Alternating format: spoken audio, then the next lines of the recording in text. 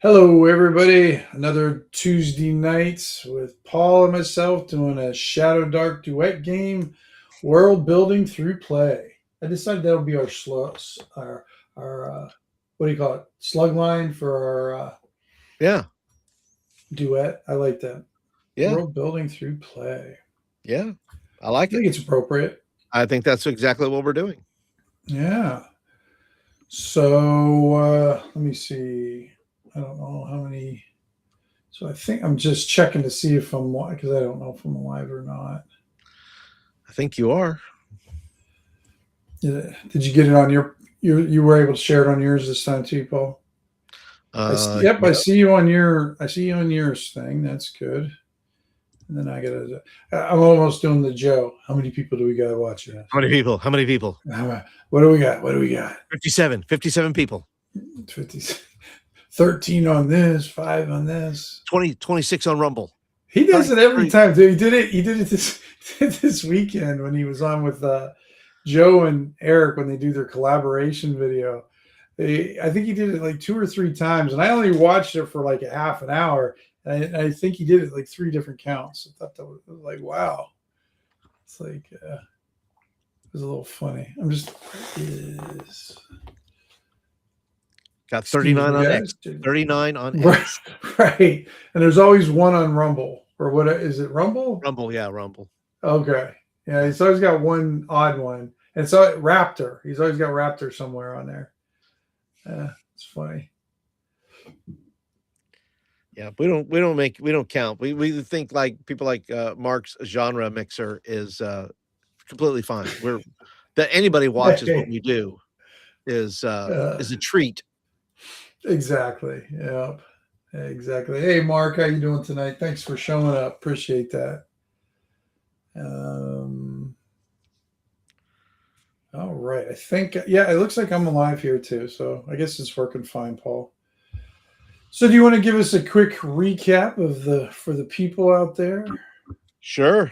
Or people or person out there. That's right. Persons, right? Okay. Yeah. Let's see. Where's the date? I gotta look at where I was. Oh, there we go. We got that. All right. Well, it's 2 weeks, so that's 4/7. I gotta look for 4/14. Yeah, 4/14. Yeah, it was last week's. Was it? I'm so is he going to put this? see what Mark's. If they get out of line, Mark. If they get out of line. Just a little inside information, Mark. Careful. Paul. Careful. He felt bad afterwards for doing the SmackDown, so it was a little funny. He called me and there were reasons that we're not discussing. Reasons for that. There's reasons. Just know that Paul is not as cruel and vicious as he is in real life, but not by much. But that's correct. All right. So, okay. So was it last week? Last week we're in the store. The let's see. We're in, and I didn't write down the name of the. Let me bring it up for you. What's the name of the store? Why did I make? Oh, I didn't share. That's why I'm the Armory. Yeah, I'm bringing that up so you can see the map. Section 44. There we go. It was the Hard Hollis's. That's right. I have that here. It was Hard Hollis's. Yeah. It's also his porn name, I guess. I don't know. It could be. And so we were there, and we ran into. Well, first of all, there was. We thought we were dealing with the owner of said business, and it turns out that we were not dealing with that. It was entirely a illusion, and so we, myself and Cass, were there, as well as Bellamy. Yep. So Yeah, you may Bellamy have forgotten his name already. You know, I tried to put it out of my head, but no, I have notes. So yes, I know I his think name. I think you mispronounced his word or his name. I think you thought it was Belt Me, but I don't know. Oh, that's true. That's true. That's true. And You still got a Masterwork Silver Sword out of the business, though. that is true. That is 100% true. Yeah.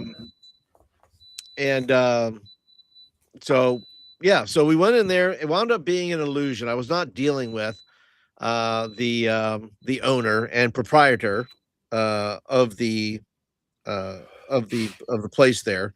Um, and So the person who I was actually dealing with was somebody called Court Mule of Court the Mule.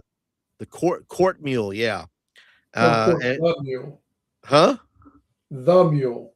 Oh, Court the Mule. Oh, I thought his last name was just Yes. Mule. Court the Mule. I'll make a note of that.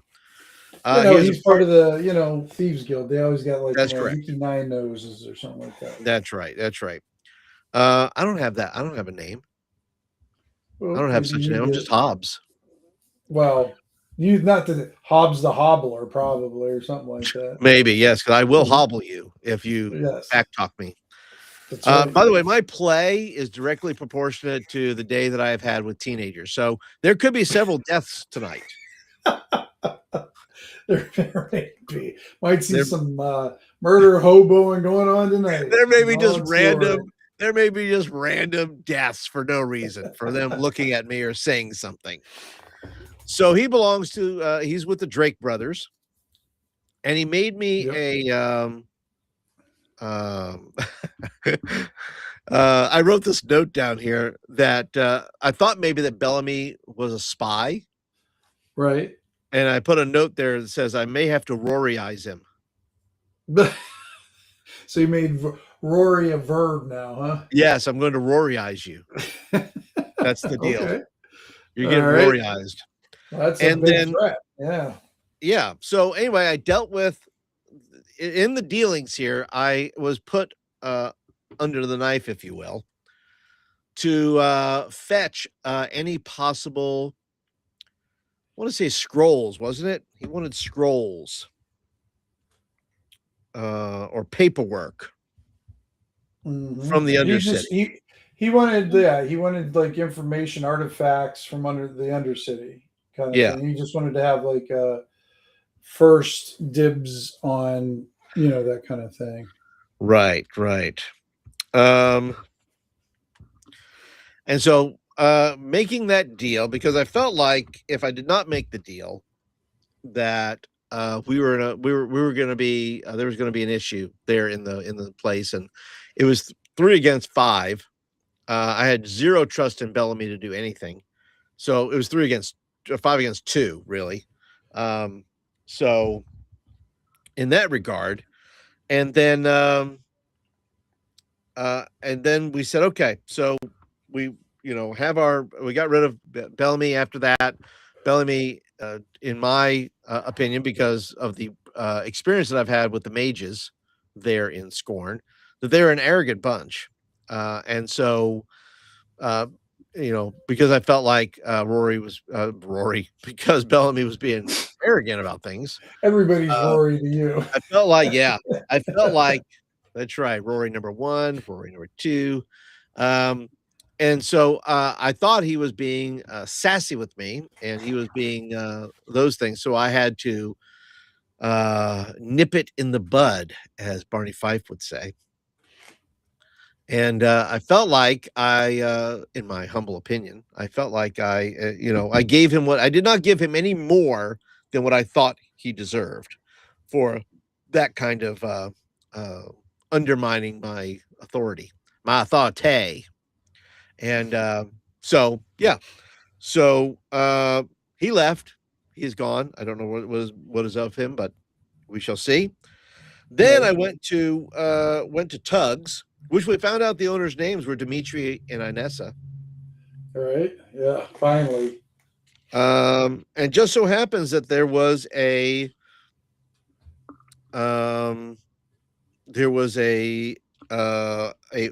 was it an orc or half orc? Half orc. Half orc. Okay. Yep. Yes, half orc named Caleb, who we saw 2 weeks ago being shady. It was 2 weeks ago, wasn't it? That he was in the store and we saw him. Yeah, I think so. He was running out. He was running through the store, and we were at the Sage place. We were at the Sage, and you guys were over there. Yeah, we were over there at the Sage and Serpent, and so we wound up getting. We wound up, getting some stuff from there. But anyways, this half orc that we saw running to the back, he was all shrouded and those type of things. Turns out he was at Tugs, happens to be at Tugs. And so we, I explored and basically offered him an opportunity to join the crew. Problem is that he belongs to a very distinct group of mages called Wolf's Head mages. And Wolf's Head, all that means is he's like an outlaw mage. That's all it means. Yes. Wolf's Head, yes. Yeah. Yeah. Okay. But I'm sure there's a group of them. I'm sure he's not like the only one. I'm sure there are. Yeah. Yep. I'm sure they have a club. There's a club of them somewhere. They're meeting together. Gotcha. That's a whole nother faction. That's just they're Wolf's Head Anonymous. Yeah. Wolf's Head Anonymous. Those have been thrown out of proper thieves guilds. Proper guilds, yes. Proper guilds. So he is looking for specifically. Well, anyway, he told us about mages in the Undercity who was specialized in vampiric magic. That doesn't sound fun at all. And he's looking for some helmet or hardware that deals with either planar travel or time travel, but he wants to get to some other planes. Basically, he wants to go around. So he thinks there's something down there that will assist with that. And then he gave me a bunch of backstory about the Law of Gideon and so forth.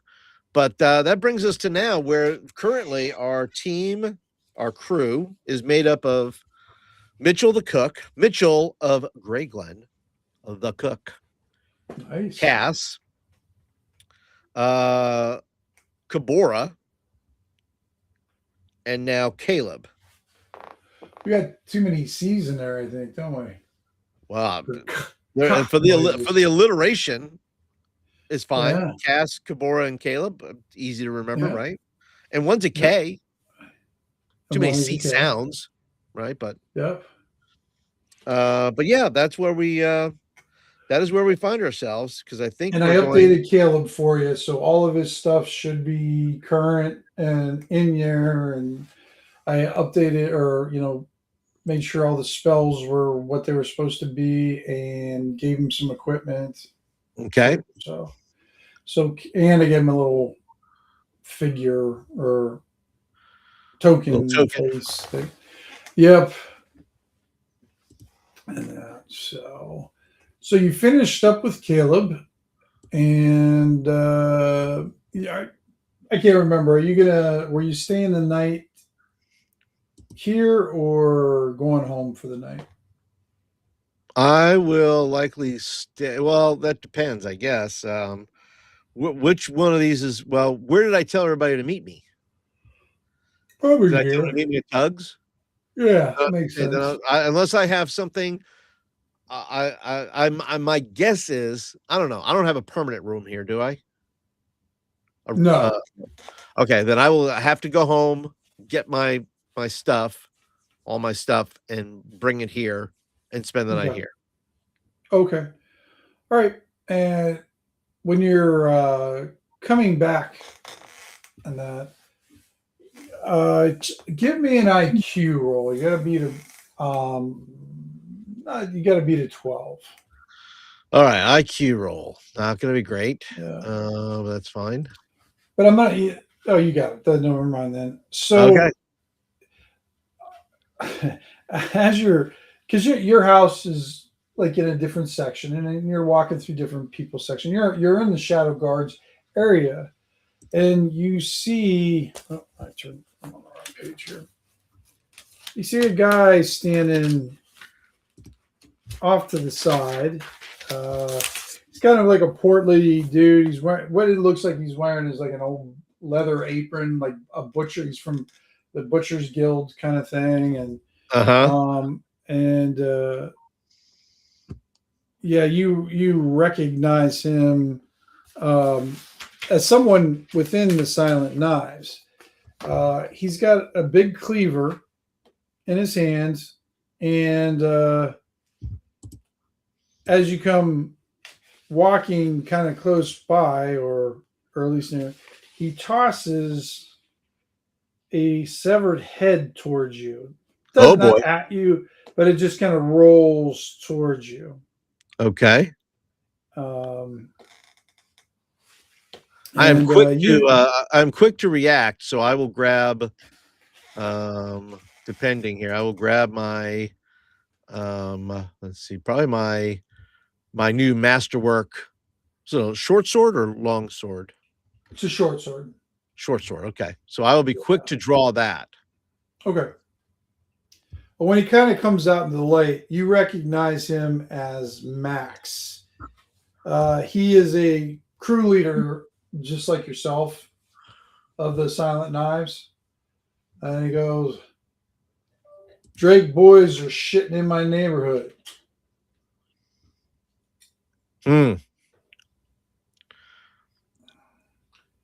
I heard Sidwin put you in charge of this. Well, I'm trying to think, did he? Did he put me in charge? Not to protect his neighborhood, to protect your neighborhood. He didn't say anything about protecting other neighborhoods. Right. Yeah, that's correct. Yeah. So I'll respond and say, I'll say exactly that. Well, he gave me the responsibility to protect our neighborhood. Who's in charge of protecting your neighborhood? I am protecting my neighborhood. That's why the head's at your feet and not still on the shoulders. Well then, bravo. We need to be, but I agree with you that we need to keep our eyes peeled for these Drake brothers. They're becoming quite the nuisance. I feel like we must deal with them sooner rather than later. He's like, he points his cleaver at you, and he's like, I have heard things about you, Hobbs. And if Sidwin trusts you, you're okay with me.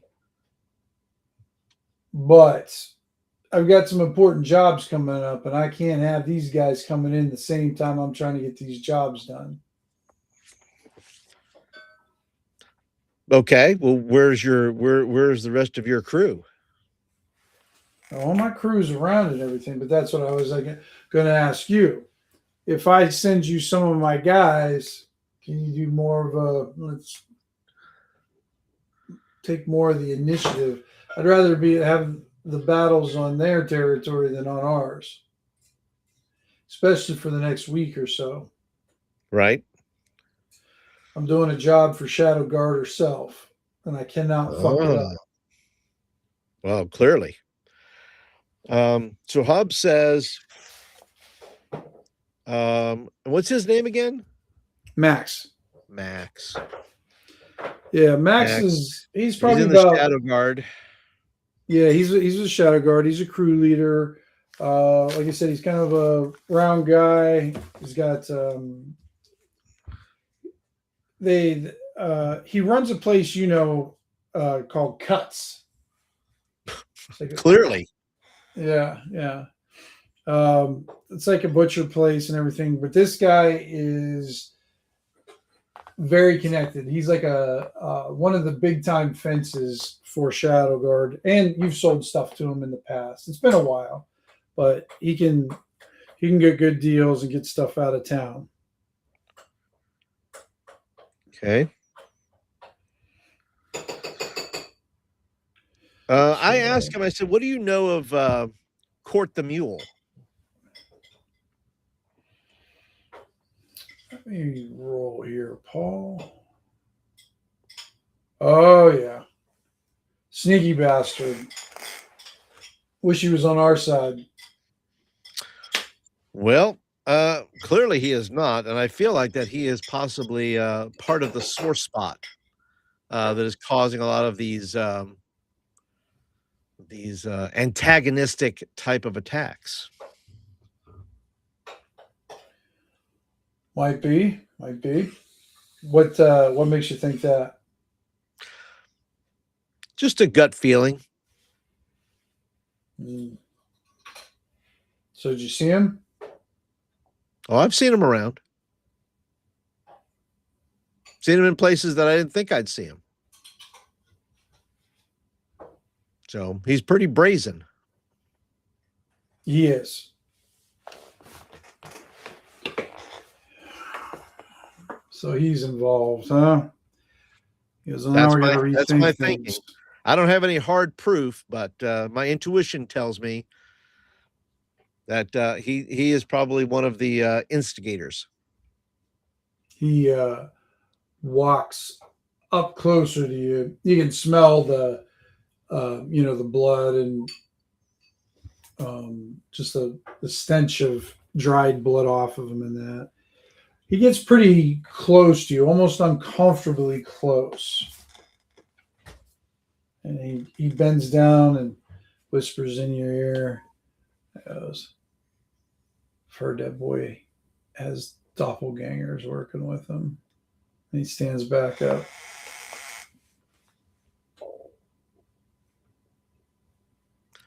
So Max just whispered that in my ear? Yep. That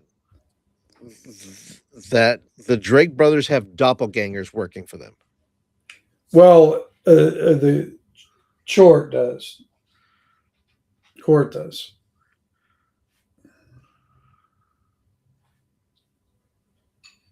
Oh. Well, we will have to root them out because we can't have them. Well, this, and then of course in my mind, I'm thinking that's how he got maybe Bellamy to be at that place. That maybe the message was delivered by somebody who was a doppelganger, possibly me. Who knows? Possibly. So he says, okay. He says, the light, goes on. He's trying to put two and two together here. And Hobbs is just kind of thinking. It says, I have to go on a run for Sidwin. Let's get together when I get back, and maybe we can discuss some plans. I think that'd be wise. We got to stop working separate these days and start working together. I think it's been too cushy for too long. Yeah. I'm going to say this. He tells him, he says, I'd feel a little safer if maybe you and your crew met me after this particular run that I'm going on. Well, I'll have to see what I can do. Like I said, I'm running some serious business for Shadowdark in the next week. Well, just keep an eye on Tugs. And should you see anything unusual, particularly when I arrive back, you'll know. You'll know what you'll know what it is. I can send a group of guys over there. Well, just do it. I'm trying to think in my head. How long do I think? Well, first of all, I don't think I told Court where we're going to meet, did we? Mm-mm. Okay, I will probably tell him to meet me at Tugs. Okay, you probably will. I will have a message sent to him. Okay. So I will do two things because I'm not. That's Hobbs' plan. He's going to if Court's there, we're going to have maybe we may have to deal with it right then and there, and hopefully we have Max and his crew will be available because there will be some down and dirty dealings possibly that really don't want. Right. Can't trust him. Can't trust Court far as I can throw him. So why would I meet him?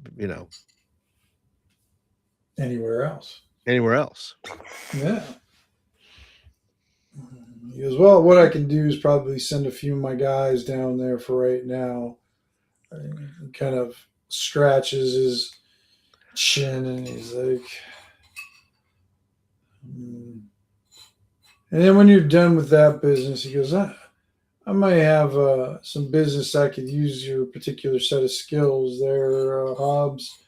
I believe you do have a nickname. Remember, you're the what is it, estimator or The estimator, yeah. Yeah, the estimator. It's the weakest. It's not the most intimidating. It's the weakest name you can come up with. He would get beat up in jail quickly, huh? That's right. This punk. Yeah. I was picked last for dodgeball. That's all I can tell you. Exactly. I was just the estimator. Because I might have something I could use your help with. Okay. Well, I'll signal too. Just let your boys know that if I put a let's see what I want to say. What do I have?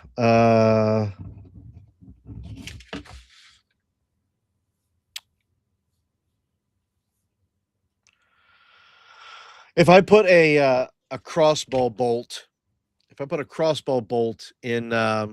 in the door of the of Tugs, you'll know something's up. Okay. Sounds good. And he kind of starts walking away and I'll say, hey Max, you want to take that head with you? Not particularly. I'm done with it. Yeah, but it's out in the street here. It's not good for business. You see him kind of look to the shadows and he nods his head and you see like two guys come out of the shadows. One of them picks up the head and they start following him home. Said if you want, mail it back to the Drake brothers.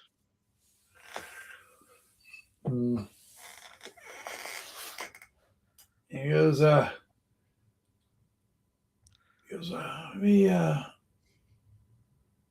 we sent our own message tonight, so we'll see how that goes over.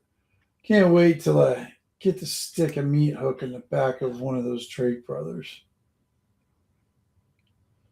Because that'll be pretty good. I'm gonna have a big sale that day. Well, put me down for 2 cuts of meat. I won't forget that. You got it. I know you won't. And he hefts his cleaver over his shoulder and walks out and whatnot.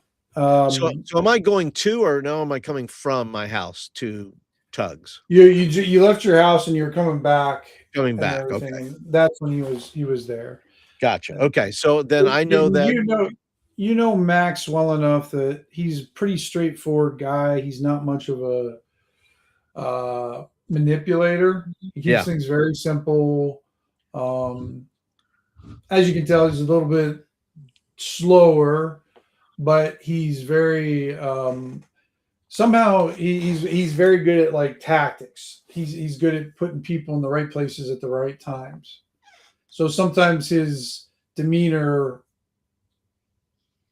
gets him underestimated for his some of his abilities and stuff.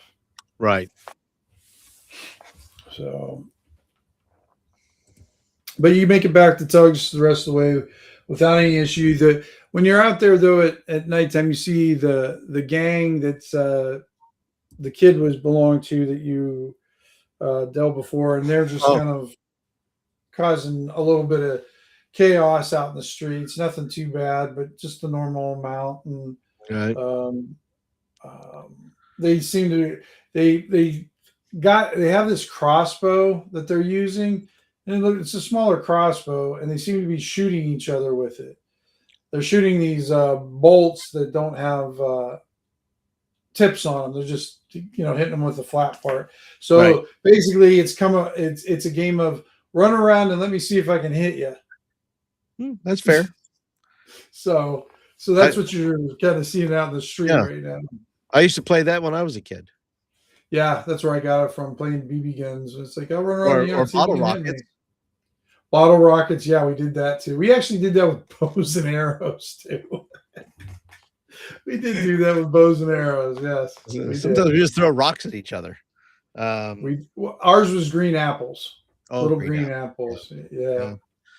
I don't think they hurt any less. So yeah, I'm wondering too. Hobbs may have done that when he was a kid too. It may be a neighborhood tradition, like stickball. Maybe, yeah. Maybe. So I'm walking by. Do I see? And I see the kid, right? The kid that you see the kid. Yeah. Does he see me? Oh yeah. I'll just kind of give him a nod and go. He kind of glares at you and nods slowly back at you, and then gives you the due respect reluctantly. Okay. And okay, I'll leave it at that. Okay. Just walk on by. Walk on by. Was that Dionne Warwick? I don't know. Maybe. Yeah, I think so. All right, so you get back into Tugs, and you see Mitchell. He is cleaning up, and Caleb's not down there. He's not down there anymore. So the only crew member you see right now is Caleb or Mitchell. I mean, okay, Cass not there. Choice. No, Cass isn't there. Cass went home for the night. Okay. So I have all my stuff with me. Okay. And I'm gonna get a room. Okay. Is Sidwin meeting me here in the morning, by the way, for any further instructions? He said he would talk to you in the morning, and because remember he was going to get some more information. Correct. About that. So, yeah, I'm asking either one of the waitresses or Issa or any of them, and just saying, hey, has Sidwin been by? And I guess that's how I'll get the information. Nobody's seen him tonight. Okay. And one of the girls though does take Caleb said that, he's up in his room now, resting. Getting prepared for tomorrow. Okay. All right. Well, then I'm going to go up to my room and crash. Okay. And I just before I leave, I tell Caleb, I say, Caleb, make sure we have enough, food for everybody. I'm hoping this will only be Are you saying not to Caleb, to Mitchell, you mean? Oh, sorry. What did I say to Mitchell? Yeah, to Mitchell. Yeah, Mitchell. Make sure we have enough. We don't need a lot, just enough. I think this might be at most it'll be a 2-day, I would think. 2-day. How many people we got, boss? We got me, you, Cass is 3, yeah, 4. So I guess we have 4. Plus Kabora. You. Oh, that's 5. No. Yeah. Mitchell, Cass, Kabora, me. That's 4. I guess we do have 4. And Mitchell. Mitchell, Cass, Kabora, Caleb, and me. So that's 5. 5 total. So you need it for 2 days. So they basically need 10 rations then. Right. Do you want me to bring anything spare?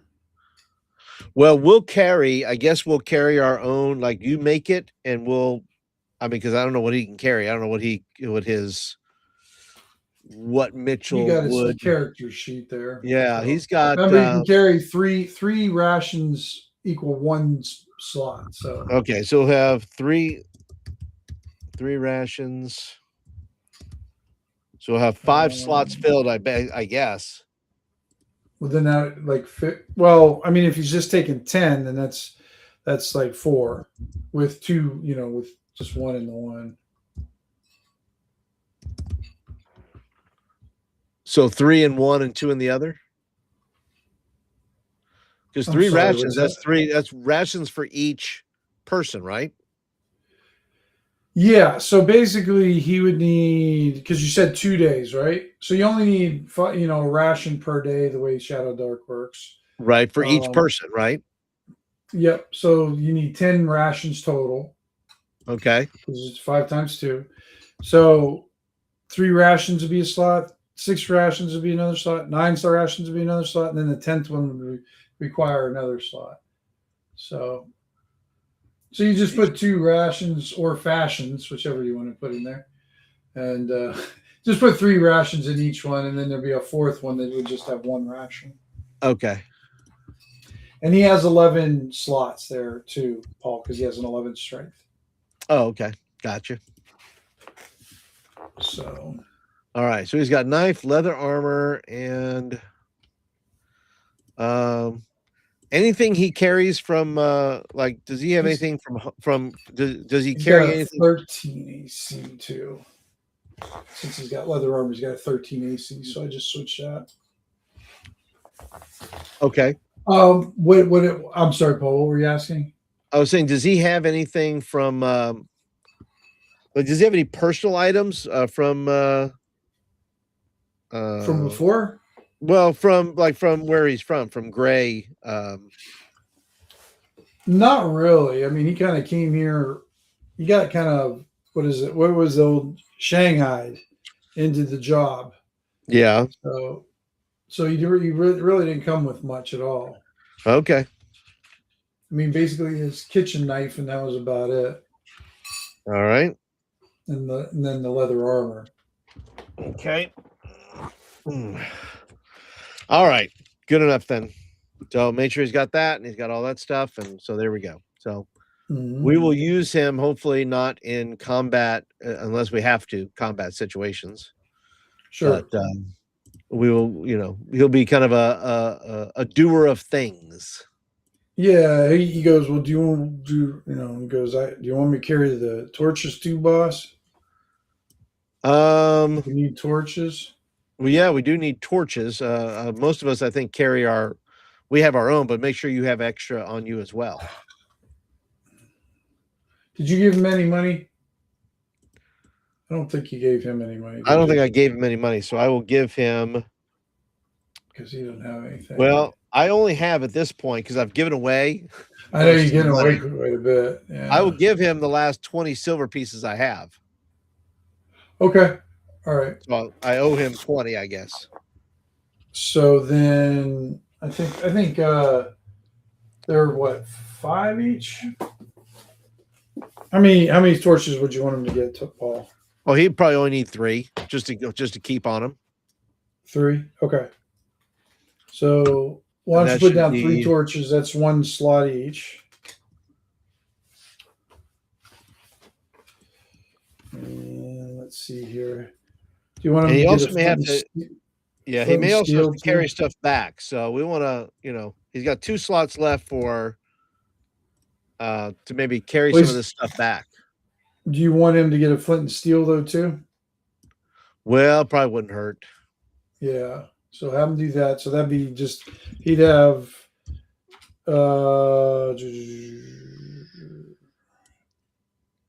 he would have 18 silver pieces left after getting all those. And then he's got 1 slot open for all the loot you're going to carry out. 1 slot. Yes, 1 slot. Well, I have a few. Hopefully, everybody has at least a couple of slots to do. I think everybody is all. I think I have 1 slot. Cass has 3 slots. 3, yeah.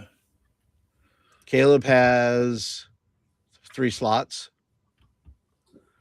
and Kabora has no 1 slot. Nope, no slots. Oh no, he's got 13. So I guess I was going to say I think Kabora has some extra slots there. He's got 13 slots, but yeah, it looks like they're all kind of taken up right now. Well, all those daggers. Yeah, a lot of daggers. You got 2 daggers, so. He's got 3 actually. He's got the hard silver dagger too. Oh, where's that here? Where's that on here? That's not On on there. Kabora? On Kabora, yeah, under gear. It's dagger and dagger. Yeah, and look Red underneath that leather. one. Oh, hard silver dagger. I see. I didn't read the whole. Didn't see the whole thing. Yep, hard silver dagger. Yep. All right. All right. So there we are. There we are. Okay. All right. Get through the night. No issues whatsoever. And you wake up in the morning and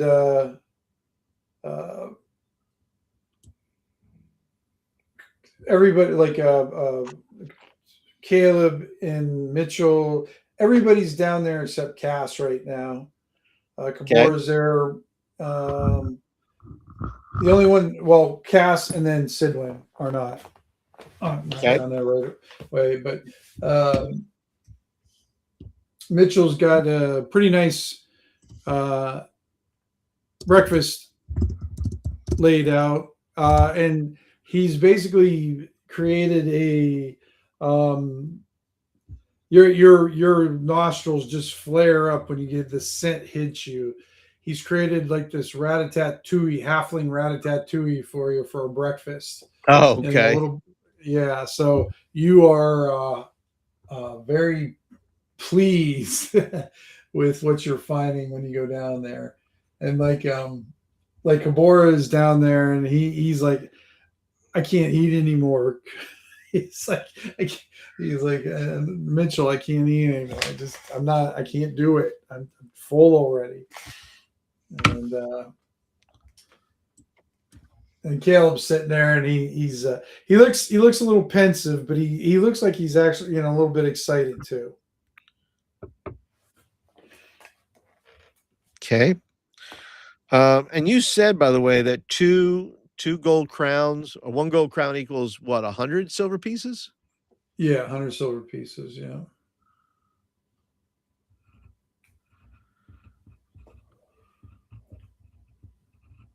Yeah, the best way I can describe my money system is coppers or nickels, silver or dollar bills.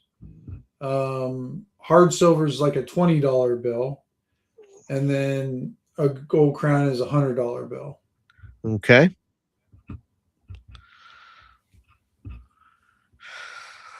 All right. Does everybody have? Well, I don't know. I'll ask. See if Sidwin brings any party favors with him. Some. All right. He's bringing any Hugos with him. So Hugo and Cass come in, or not Hugo. Sidwin and Cass come in together. They're chatting up a little bit, talking about different things. It seems like they're not talking about whatever's going to happen here, talking about something else completely.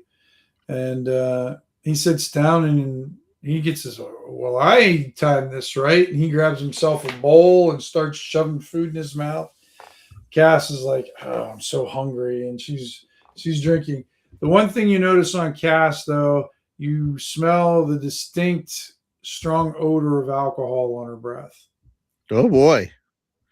Didn't know Cass was a day drinker. Well, it was night when she was drinking. Oh, okay.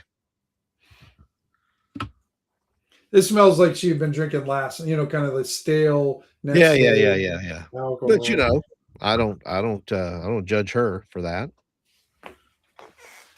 So Sidwin, after he kind of gets a half a bowl in his mouth and everything, so he goes, well, I've got some information for you. I don't know how good or bad it's going to be.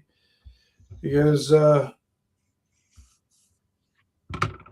it looks like you guys are going to be going into the harrowing. The harrowing? I thought we were going to the Undercity. You are. Well, why can't we go through the same way we went through last time?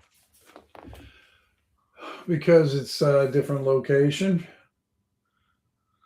This is the information. I mean, I don't know how you track around in the Undercity and everything. He goes, but I found out where supposedly this artifact is.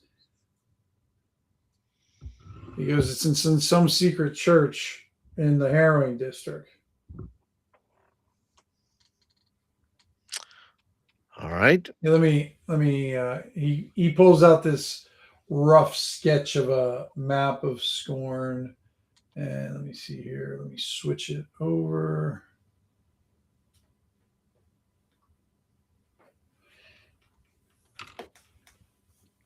And he says it's located, and he kind of takes a dirty fingernail and kind of scratches in a spot where it's located at. Let's see if I have this. He goes, from what I understand, is it there? There we go. See where the, why is it doing that? That's weird. See that weird blue triangle, Paul? I do. He goes, somewhere about there. He goes, but just, he goes, it's a harrowing. So, I mean, I suggest you go down by the arena, and he points, this is like, a little arena right there, Paul. Right. He goes, I suggest you go around the arena and then up that way instead of just come at it from the south instead of from the like the way of Possimius there. Okay. Because you're not too far away. You're not too far away from that one. Because you guys, let me get the other map out real quick. And not everybody's there yet, right? Or are they? Yeah, everybody's here now. Yeah. Okay. Because you guys are right here, Paul, where 44 is at. Yeah. And basically where it's located at is right there. So it's not very far. It's just inside the harrowing. See what I'm thinking? Yep. So you go, but he's just figured that'd be better, a little bit safer coming in from the south than it would be from the more to cover that way. All right. Well, I asked Sidwin then, I said, when we get down there, is there anything in particular that we're looking for? Were you able to describe it? Well, the information that I got is it's some sort of secret church. I don't know what that means. I tried to find out more information about it, but considering the short time that we're on, I didn't get any more details than that. It's probably going to be some sort of death god, or it's going to be some sort of another jacked up demon, whatever they worship in there all the damn time. I'm not really sure. But I know we need to get that. We need to get that artifact before the, Drake's boys do, because that's going to put us behind if we do. Because if they get, I don't know what they want with it, but I know if they want it, we need it more. Well, and I tell Sidwin, I said, Sidwin, now, I don't know, has Sidwin and I don't remember Sidwin and I talking about Court the Mule. No. Then I'm going to say to him, I say, I had a talks with Max this morning. Oh, okay. He kind of looks quizzically. All right. Let's just say he's ahead of the game. Well, okay, that's good. Literally, he's ahead of the game. In fact, he threw said head of one of the Drake boys at my feet. No, not Court. Unfortunately, not Court. He says, okay. But it is. I have an inkling. I have a feeling that it is Court who is behind much of these shenanigans. Well, that very well could be. I know in the past, me and Court have had our dealings together, but most of the time it ended up cordial enough. I use him sometimes for information, but it's not cheap. Sure. And what is Cass looking like? Obviously, she has all the info. She doesn't care about what I'm talking about. She doesn't care. She doesn't seem to be. She's listening to everything you have to say, but she doesn't care one way or another whether I'm revealing any information about the deal that I made, because that's what he's concerned. No. That's what Hobbs is concerned. No, she looks more invested in her bowl of food than what you're saying right now. Okay. I know Sidwin well enough. What do I think his reaction will be if I tell him that I was approached by Court? you won't know. Sidwin's very good at keeping his concerns to his vest until it's needed. Did Court tell me not to tell anybody? He didn't say anything like that. No. Oh, good. Well, then I'm going to tell somebody. You didn't tell me it was a secret.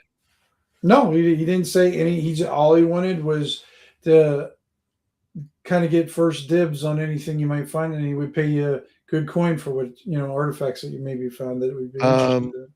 Right. And I shook his hand on it, didn't I? You did. Well, I'm going to tell Sidwin then. Okay. This is what I'm going to tell him. I'm going to say, Sidwin, speaking of Court, Court paid me a little visit. Seemed to have me at a disadvantage in a in a very in a very bad way. Cass and I were at the armory there, and he used some powerful illusionary magic to pretend that he was and what was the owner's name again? I forgot his name. Hart? Not Hart. Hart Hollis. Yeah, it was Hart Hollis. I got it written right here. Hard Hollis. Hard. Oh. That's why I said it was his porn name too. I thought he was a very sweet man. He was a very sweet man. Hart. Oh, that's so nice. Hard. Hard Hollis. Yes. All right. Yeah. And what was the name of his place again? Hart Hollis. It was just the name of the store. Hart Hollis. Yep. Hart Hollis. Okay. Yep. Well, it was either make a deal with him or we were going to be dealt with in a way. Okay. And so I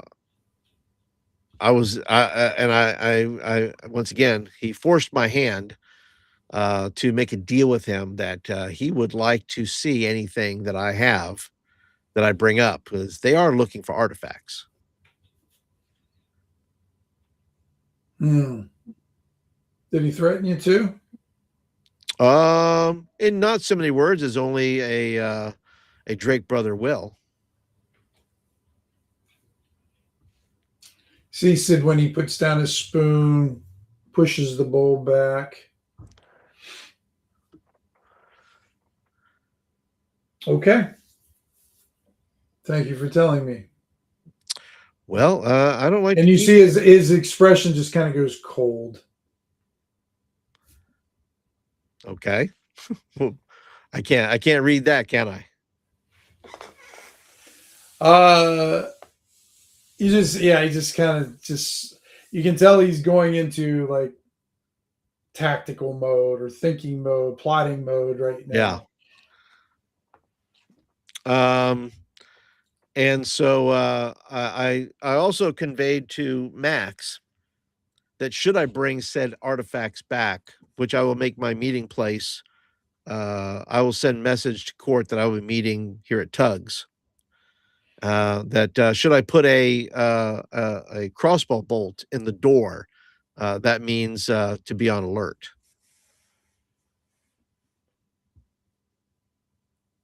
Okay. Then yeah. So let me see who you got here. Oh no. You got your cook. You got this. He goes, I don't know this one. Who's this one? That's the half orc, of course, he's talking about. Yes. Yeah, he knows everybody else. Yeah. Yeah. That's Caleb. All right. Good to meet you, Caleb. I'm Sidwin. And Caleb kind of adjusts his hood a little bit, and he nods. And he goes, kind of looks at him. Guild of Arcane Lore?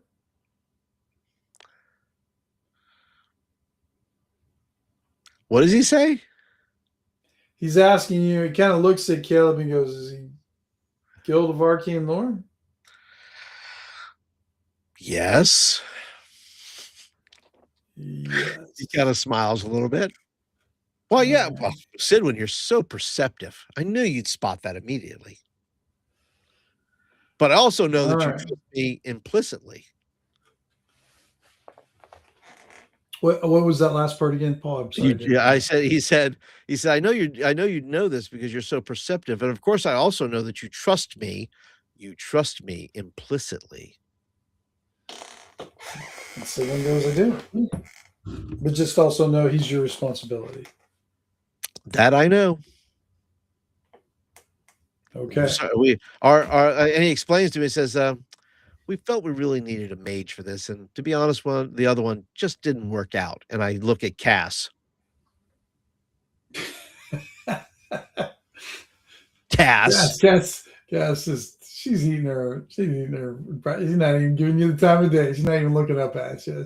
Yeah. You keep eating. I'm thinking to myself, yeah, you keep eating that bowl of food, Cass. I know what you did. I know what you did. That's funny. So see what you can find out. If it looks, of course, I don't need to say this, but I'm going to say it anyways. If it looks too dangerous, get the hell out of there. I don't want to lose you or anybody else in this, godforsaken harrowing and whatnot. But just gather as much information you can if you can't find whatever they were looking for. The only thing I found out about it, the artifact itself, it's apparently some sort of weapon. Okay. Which doesn't surprise me because that's what the Drake brothers would, that's what they would go after. So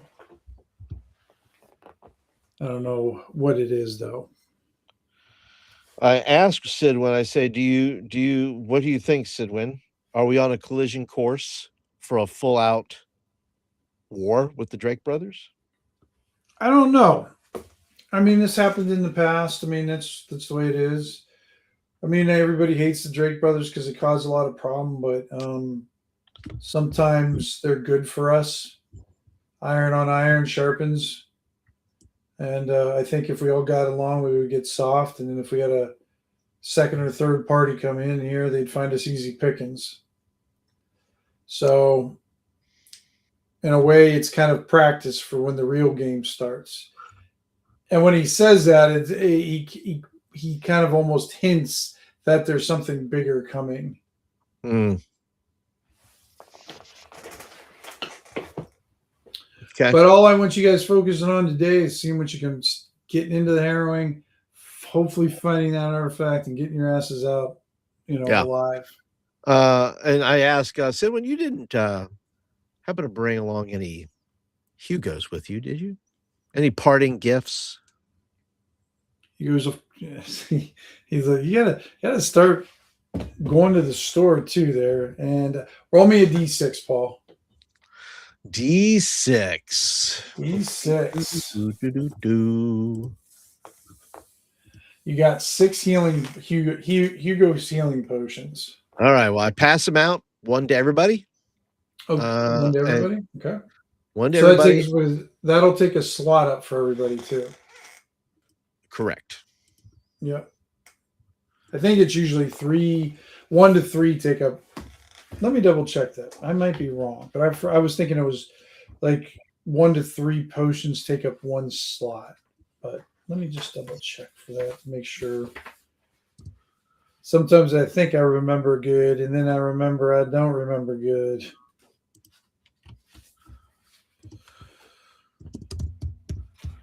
So to speak. Let's see here.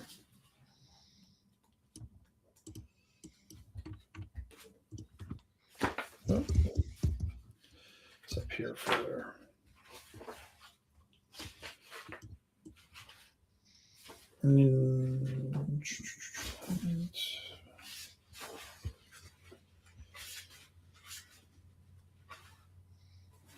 All right, let's see here. Oh, maybe they don't have anything for that. Let me see. I can. They have holy water, right? In this thing. Yeah, I would They think don't. so. They don't. No, they don't have a holy war. I figured that would be kind of like the equivalent. Um, I'm just going to make a call for right now, Paul, and just say 1 to 3 potions take up a slot. Okay. Okay. So I'm gonna. Well, I don't know. I got to trade something out here for Kabora because all his slots are filled. I guess somebody else could carry his Yugos. Mitchell could. Well, no, Mitchell's you can got. carry. Somebody could carry us. You know, you could have Mitchell carry maybe a torch or two for him. Well, he's got his two. He's got 3 torches and the 9 rations. Mitchell does. Oh, Mitchell does. Yeah. I have. I guess I will do. You'll say. You say 1 to 3. So I will carry the 3. I'll have 3 Yugos, and so that'll cover that. All right. Sounds good. All right. I tell the team, or I ask Cass. Cass, do you think we should approach our launch spot separately or together? She goes. I would do it together if we're going to go in there. Well, you know what I mean. I mean, on our way to the arena, like, do we want to take different routes or go together to the arena? Is it is it of any benefit to not reveal that we are a crew, or is it of benefit to show that we are? Well, we're going to be going through the Drake brothers territory. So we probably want to stay together. Yeah, I'm sure bringing up the map too, Paul. So basically, the path that they're, well, you know, kind of want you to go is kind of like this way up to there. So it's kind of right on the border of. Which map are you drawing on? I'm looking at the numbered map. Oh, I'm sorry, Paul. I didn't switch it again. I saw it happen. Switch it. Now we got it there. See where the blue line is, Paul? Yep. Yeah, so that would be the path. So you're kind of in the northernmost section of the Drake brothers and then up into the harrowing. Okay.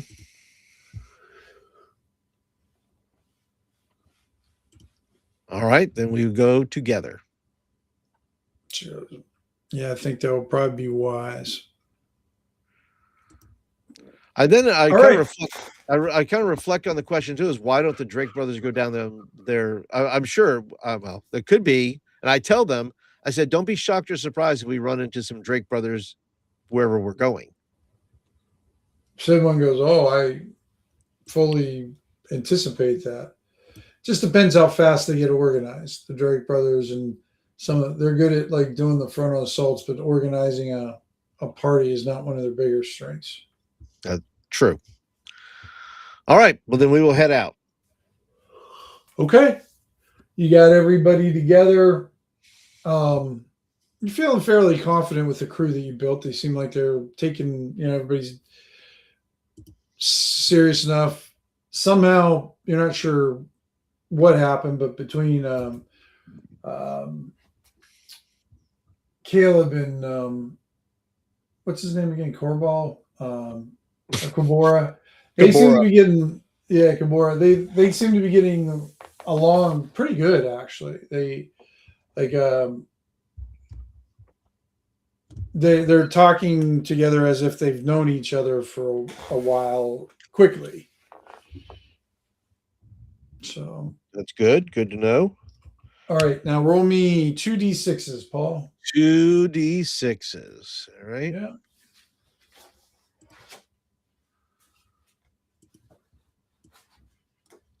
All right. Now roll me a d12. So a 7 and a d12. A 4. 4. All right. 7 and a 4.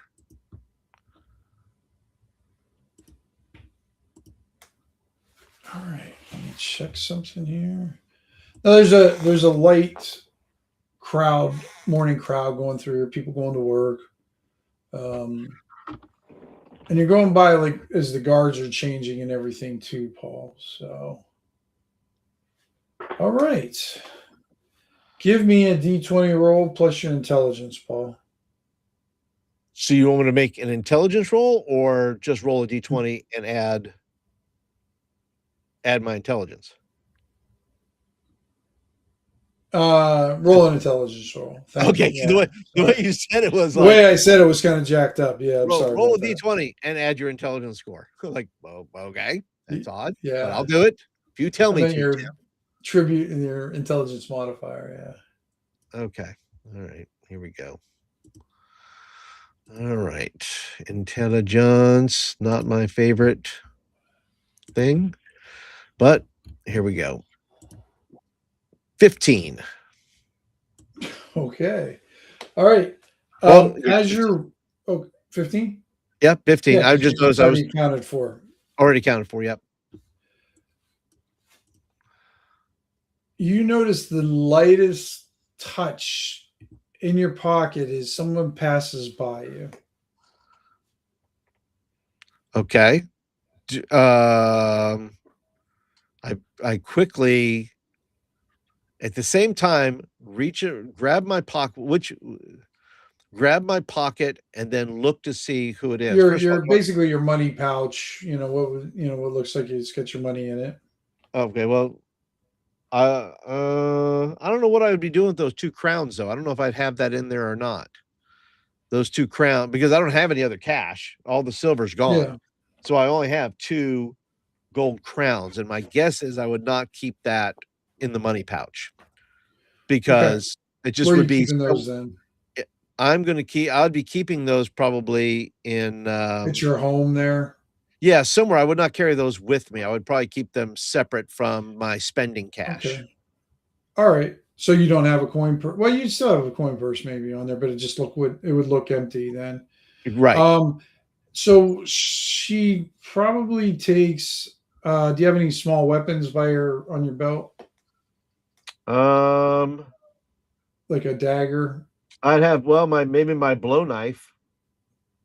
Okay, yeah, that's what she'll go after then.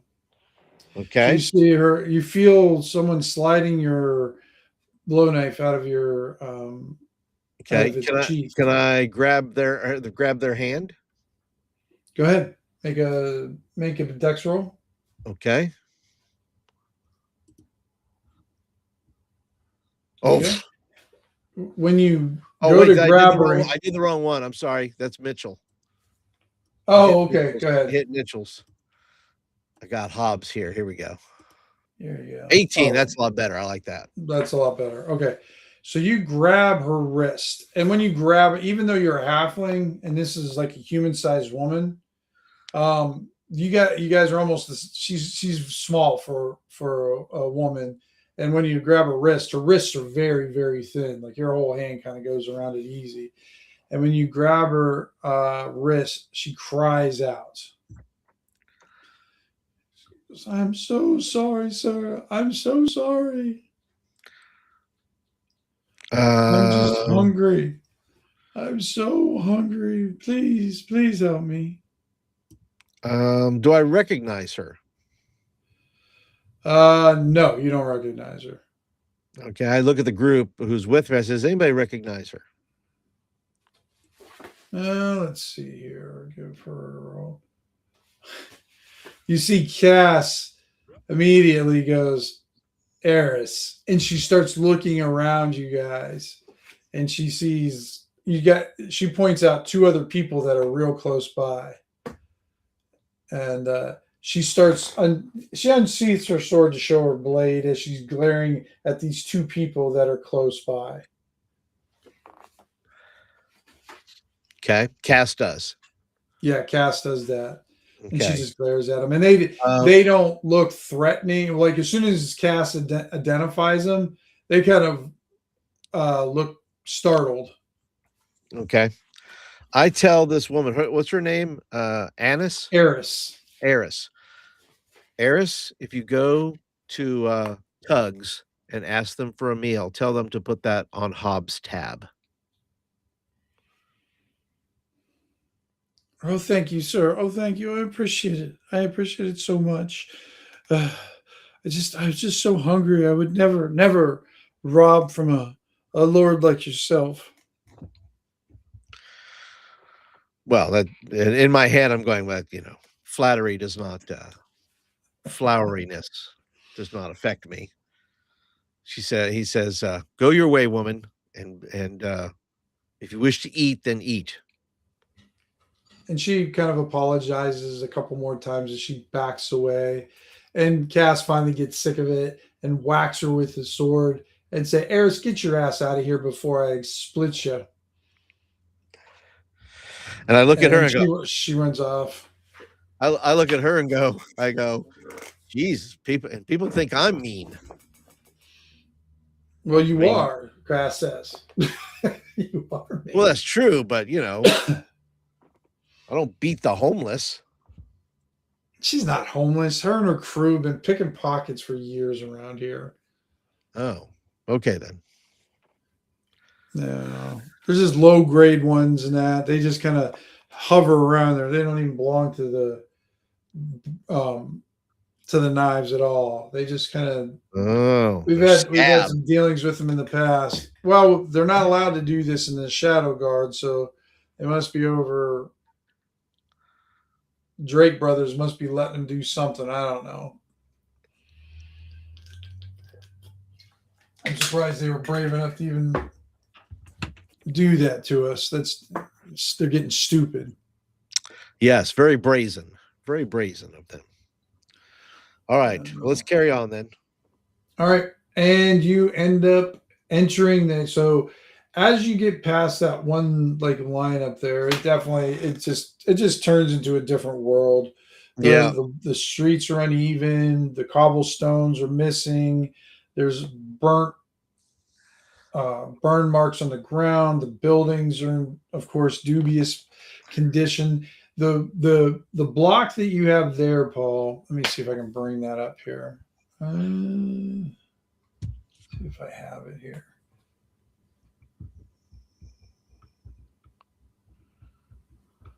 Oh shoot, where'd it go?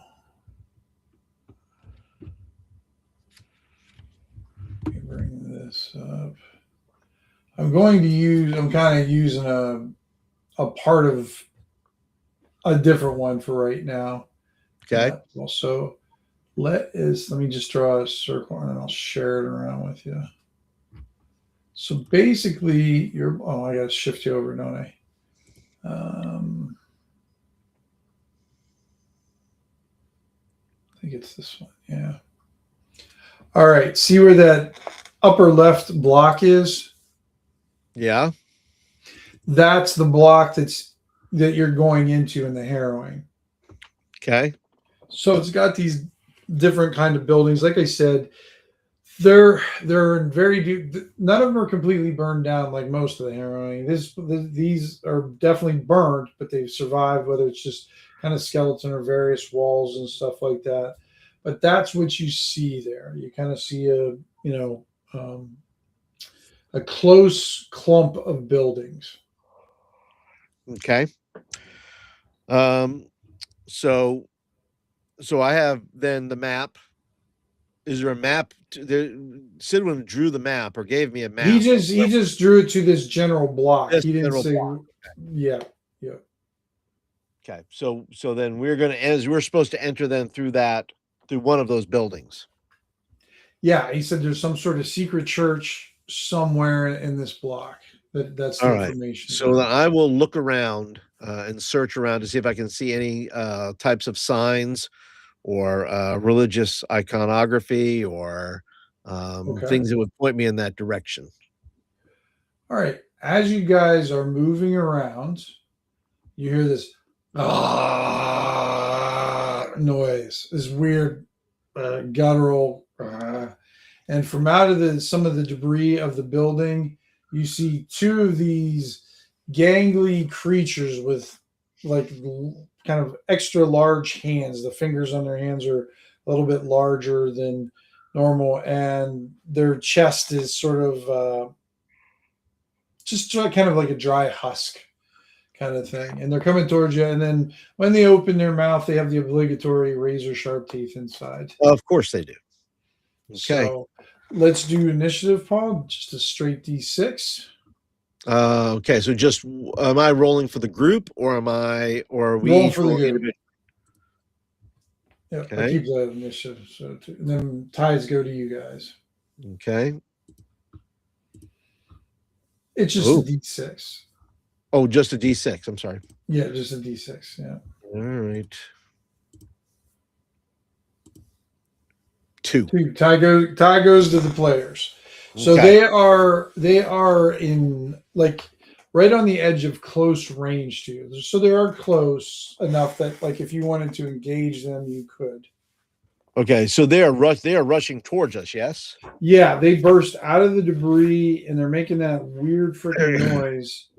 And their eyes are kind of like uh, blank milk colored eyes, and they're All headed right. toward you. All right. So I tell everybody, get your weapons ready. And Then somewhere behind you, you hear Cass say, "Thank you, Captain Obvious." I just bow. I'm just thinking, is it bad? I'm thinking to myself, is it bad that I want one of these creatures to eat Cass? Is that bad? Every game you can't. I mean, you're gonna have a track record of losing someone every game session. Well, listen, I didn't lose. I lost Well, one, not listen. to death, though. I did not lose one to death. No, you did not. No, you're kind of spreading out how you lose them. You know, Right. different options. So Yes. All right. So I all will then right. swing my crossbow up, Okay. and I will attempt to shoot one. Okay. Go ahead. Go for it. All right. 3 hit point. That 16. hits them. Yep. Plants into them and hits them. They basically the only thing they have going for it because they don't have any armor or anything. They have an AC of 11. So Okay. you definitely thud that one in the chest. Okay. Go ahead with the next one. Cass, I guess, will use her short bow Okay. since they're at a distance. Yep. Nope, not quite. Oh, she misses. Yep. Okay. And then go ahead with Gabora. Kabora. What are you gonna have him do? I guess he can have well, he's got a short bow as well, so I think he will short bow. Okay. No, not good for him No. either. What's Mitchell gonna do? Oh, you got Caleb. I got I'm Caleb. Sorry. Yeah. Yeah. Go with Caleb.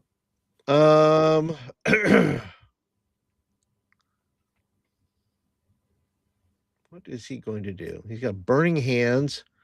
Is burning hands close, or is that Yeah. near? So what? It's on your. Everything about that spell is in your spell description too, Paul. Just so you know. It's in All the the thing there. information. All right, let me go Yeah. here. Let me check in the thing here. All Yeah. I right, you went spread your through. fingers. Unleash a circle of flame roars out out to a close area around you where you stand. Yep. Creature So there he can do is 1d6 hitting damage. you guys. Huh? Yep. Yeah. And the thing is he can hit both of them because they're both in close range. So. Well, that's the question. I mean, he doesn't have any. He doesn't have any. He doesn't have any distance weapons, ranged weapons. Okay. So, and I hate to do it, but I don't know what else I can do. There's silence, there's light, but the only killer Yeah, thing he doesn't have a is lot of combat stuff. Yeah, no. he's got some throwing. He's got some daggers he can throw if you wanted him to do that. Yeah, I think he's going to throw. Well, he can only throw at one of them. I think he's going to take a chance and do burning hands. I think he's gonna do it. Okay, Say, look, that's let's fair just enough. let's do it. Let's get this party started, huh? Oh my gosh! Oh, Yes! Nice. So he does 7 points of damage. The one ghoul is on fire, but still up, and the other one's on fire now. And so they're both still up, but they're both on fire right now. Okay. All right. Go ahead with Mitchell if you want Mitchell to join the party. The only thing I'm going to say now, though, is, a little bit is Caleb's burning hands is going off right now. So if he tries to do any, if he has a missile thing, he could do it, but he wouldn't be able to get engaged with them. Correct. That'd be the thought there. And all Mitchell has really is his knife. Yeah, and it's not even balanced for throwing. No, so I don't think he would use that. So I don't think he would even take a turn. Because we're trying to keep him out of combat if we can do that. So basically, we're going to do 1 through 4 from both of these creatures. I'm just going to use your character thing that's in the roster there. So what do I get there? I got a 1. So that is Caleb. And the other one attacks, I think that's you. Okay. Yep. 1 on Caleb and 1 on you. All right. And let me do this. All right. Let's switch this to my other dice roller. So this is 1 on Caleb. 18. Ooch. Well, Caleb has 14, so that's a hit. All right. So Caleb takes 5 points of damage. All right. And have him roll a Constitution roll. Constitution. All right. 12. Okay. He's fine. Okay. And the next one attacks you, Paul. All right. I don't believe a 10 hits. Nope, it does not. All right. Next round. 3 for initiative. Hobbs will do this. He will roll a d6. Excuse me.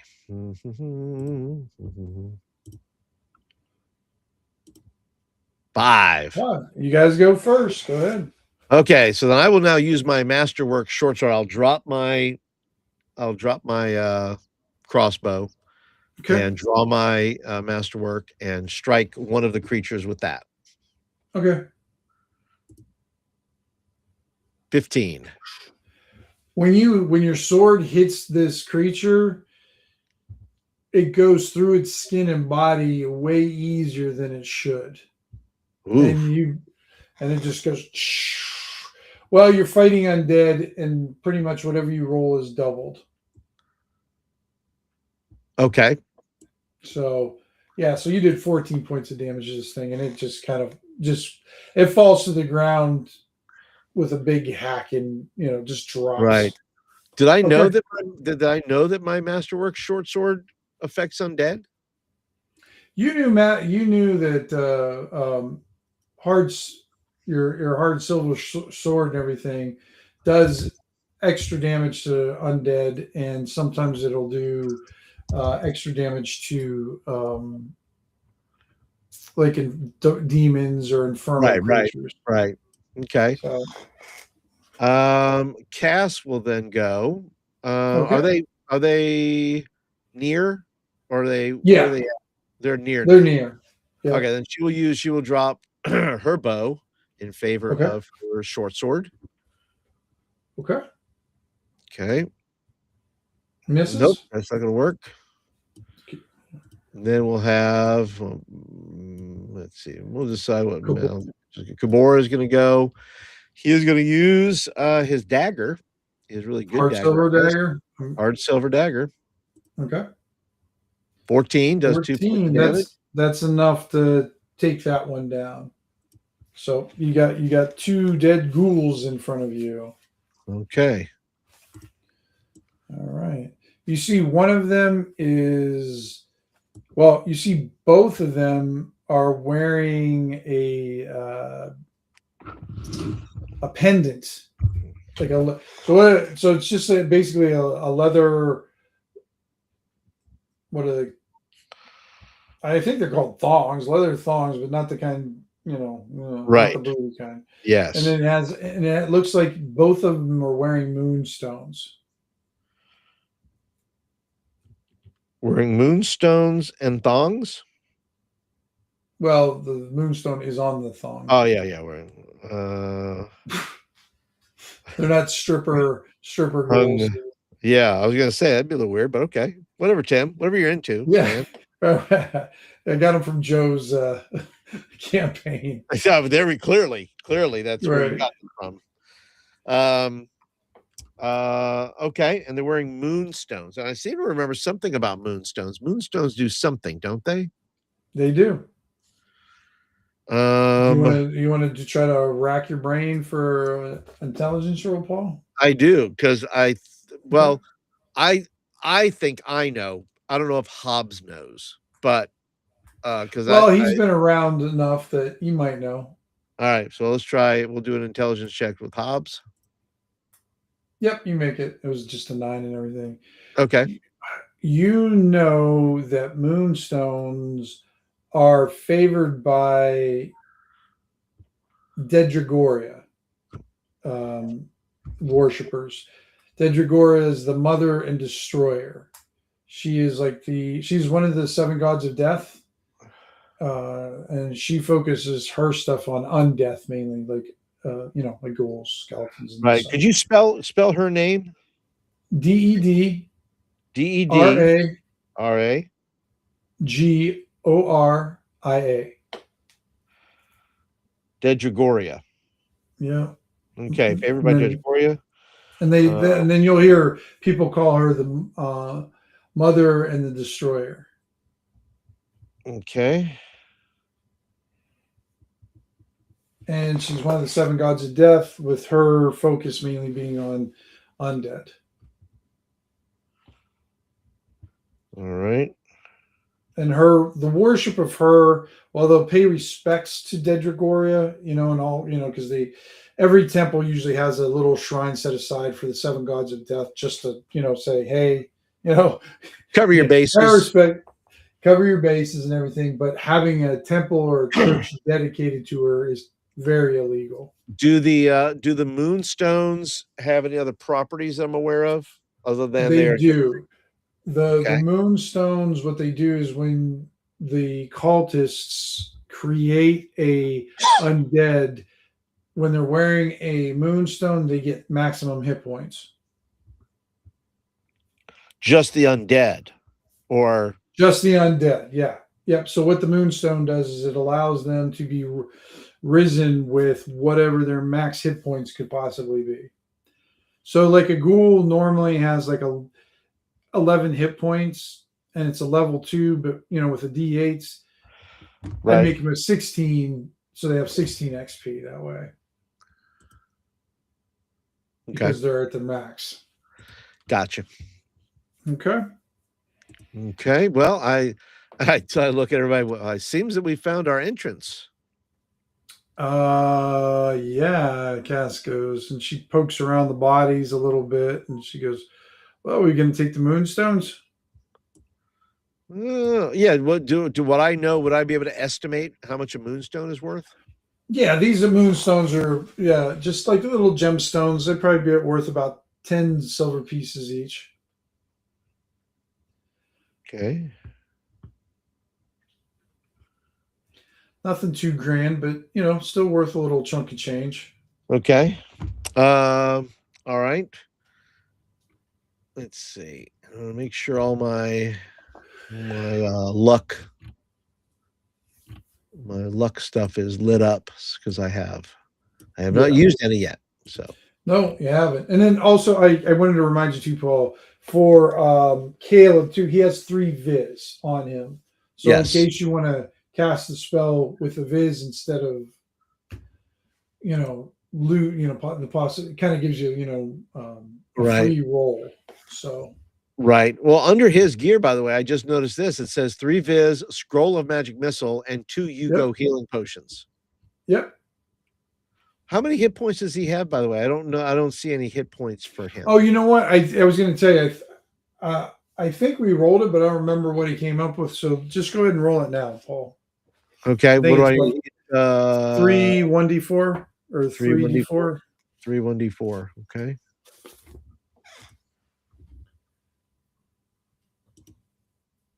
Seven hit points. And I don't know. Does he have a con bonus? I can't remember. Caleb has no. He's Okay, not. He has a okay. negative. He has a -1. So Oh, okay. So he's got 6 then. 6 hit points. Yeah. Oops. All right. And then you have who's the one who got hit? Wasn't it Caleb who got hit? It was no, I think it was Kabora that got hit. I could be wrong. No, it was 1 and 3. So Caleb got hit. You didn't, because they only got to attack the one time. So he's Oh, I thought down. Cass. Is it Cass not? Oh, so Caleb got hit. I had Cass. Yeah, Caleb got hit. Yeah. Okay. Caleb got hit, so he lost 5 hit points. So he was down. He's down to 1 hit point. Okay, that's not good. So I guess we'll Right. say here. You can do a Hugo's, of course. I was gonna say, yeah. Let's do a Hugo's for that. All right, so he will roll, I guess, a d6. Whoops. Is that right? It's d6 to see if it works. Yep. If it works, yeah. A 2. Gesundheit. And what? I said Gesundheit. Oh, no. A 2. Okay. It's stupid. I'm tired. Okay. It's not going to get any better than that. So I understand. that's all I got. Gotcha. Gotcha. So go ahead and then roll a d4 for hit points then. A d4 for hit points? Yep. Okay. All right. Come on, buddy. 2. So we got 2 back. Right. So I got 3 then. You got 3. So did you want to roll again? Well, he's got 1 more potion left. I think he's going to do it. He doesn't want to go in. He doesn't want to go in unprepared. Yeah, I mean, Caleb's. Yeah, he would be like, I'm drinking this too. Yeah. All right, so he drinks that, and then he gets another d4. Well, he gets a d6, which you roll. Oh, you rolled a 6. And I rolled a 6. Okay. Yep. So he's back up to max now, isn't he? He's back up to 6. Yeah. Yeah, great. All right. So all the wounds are healed and ghouls are gone and plundered. And in front of you, let me see here, Paul. Let me get rid of my dice roller there. So they burst out of this place right there, Paul. Okay. All right.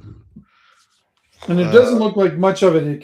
This one is one of those skeletal burnt framed buildings, but there's like debris kind of heaped up on it. It looks like it was probably a tenement at one time that was at least 2 to 3 stories high, and now it's all kind of collapsed in. Okay. All right. Then okay, so is there an entrance of some kind, or does it look like we need to move some debris?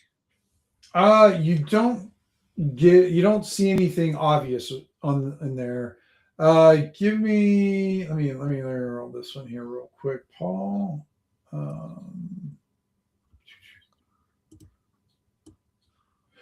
You guys find tracks in the debris where people have gone back and forth, and what it looks like is there is an entrance kind of a little bit further back here, and it's going under the debris, but it doesn't look like it's going into this building. It looks like it's actually going into this building, but that building's so covered with debris from all the others that it looks like it's pretty much you couldn't get into it, but there's a doorway down into there.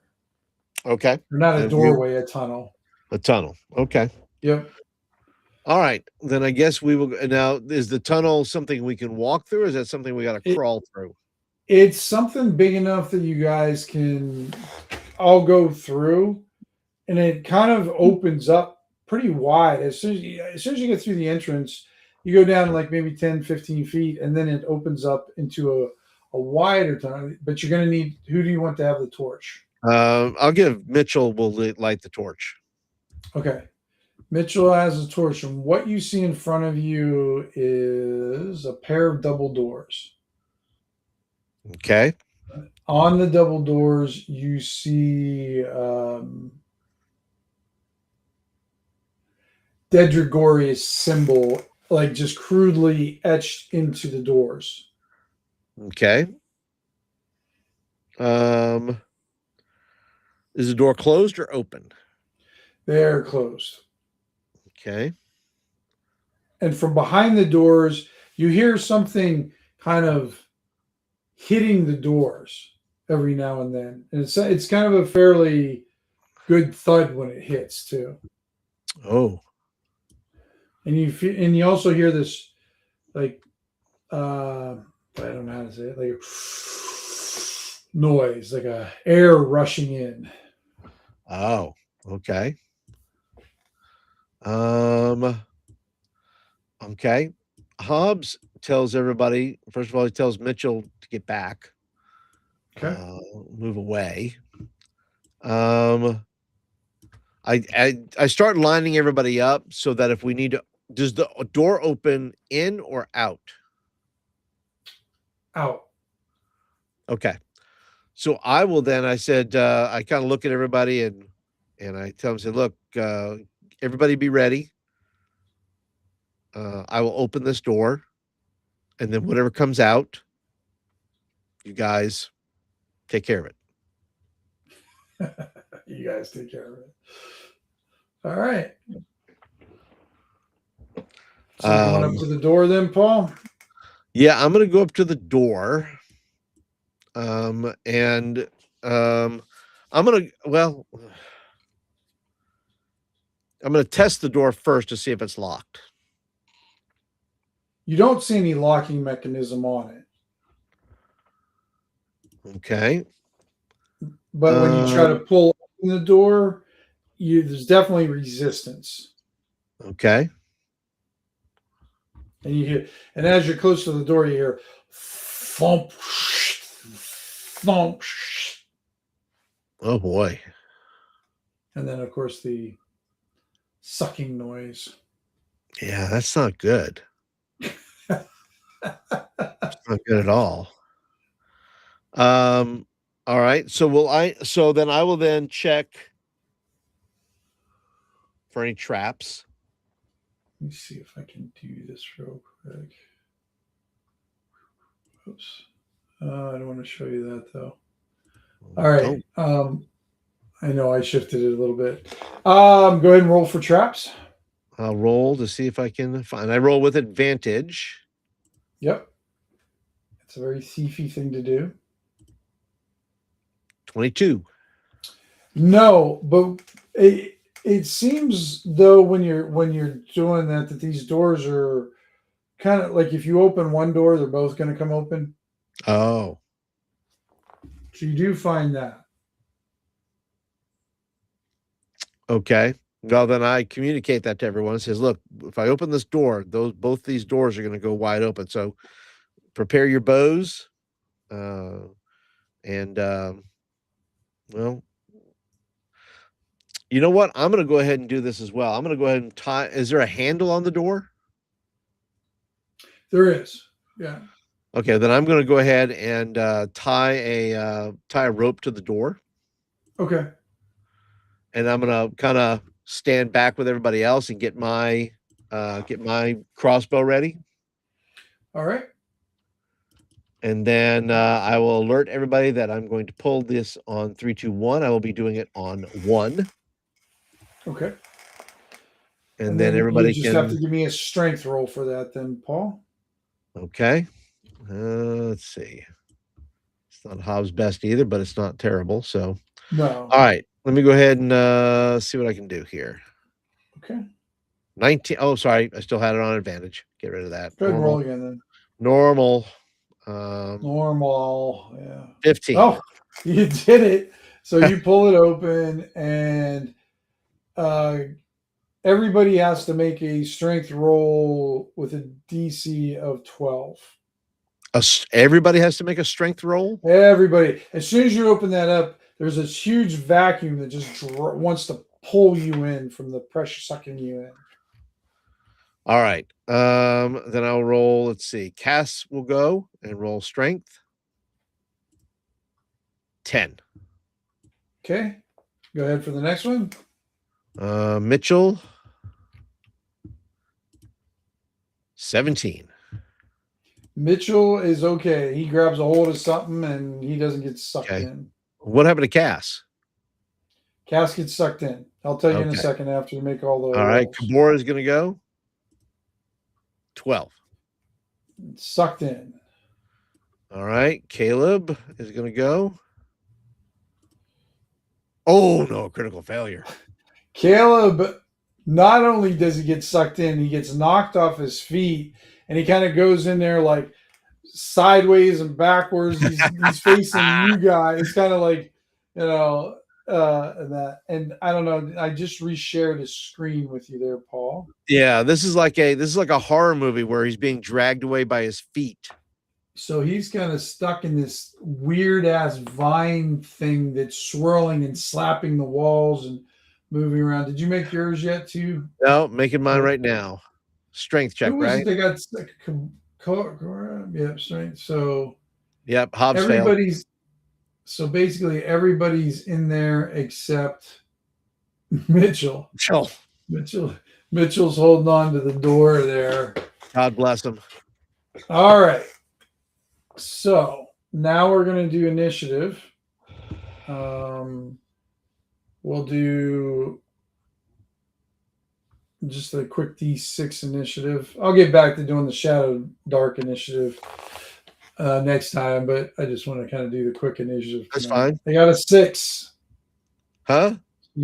I got a 6. Rolled on Hobbs. You rolled on Hobbs. No, I didn't.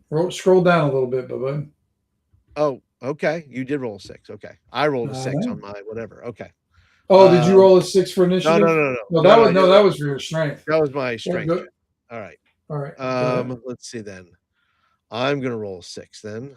Hobbs, if you roll a 6, you guys get to go. Come on, Hobbs. Do it, buddy. Do it. Do it. Do it or die now. 3. Nope. Okay. So this creature just starts lashing out at you guys. I'm going to do. There's one attack on each of you. So Casa is first.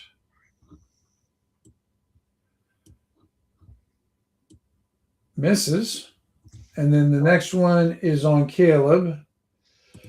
And Caleb's the one that went in ass backwards, right? Yes. So he's going to get an advantage attack on Caleb. So a 20 and a 6. So the 20 hits. So what ends up happening to him is he takes 2 points of damage, and he'll have to continue to make a DC 15 strength to break free out of there. Okay. Okay. And then who's next? You're next, Hobbs. 19 hits. Does 5 points of damage. Okay. And then the last one is Kabora, 19, and does 4 points of damage. All right. Oh, you both have to, because both of you hit. So you guys are going to have to roll a DC 15 strength to break free from this thing. So the tendrils are wound around you now. Okay. All right. So Kabora, you said Kabora, Hobbs, and Caleb need to roll strength checks, or just Kabora and Hobbs? Everybody but Casa needs to roll, because Casa got sucked in, but she's not entangled with it. Gotcha. All right. So I will do strength check then for Kabora. Okay. Let's see what he gets. Need a 15 or better. This is a tough one. He's tangled. Okay. But he can still attack as long as he's got weapon. Like he wouldn't be able to use a bow or right. Anything like that. But his little stabby daggers would be fine. Yeah. So Hobbs will do it. Okay. Oh, Hobbs broke free. Good. Yeah. And Caleb. 9. Okay. 9. No. And then Cass has to do a strength, and Mitchell doesn't have to do anything. Nope. Okay, so Caleb and Kabor are still Okay. entangled, but you guys can do an attack now. All right. You can So move and attack now. move and attack. If Yeah, we're tangled. as long as you're not entangled. You're not entangled, so you can move around. Kabora and Caleb are entangled. Yes, Right, they can't move. Right. they can't move. Okay. Yeah, All right. everybody else Well, can. Kabora will attack.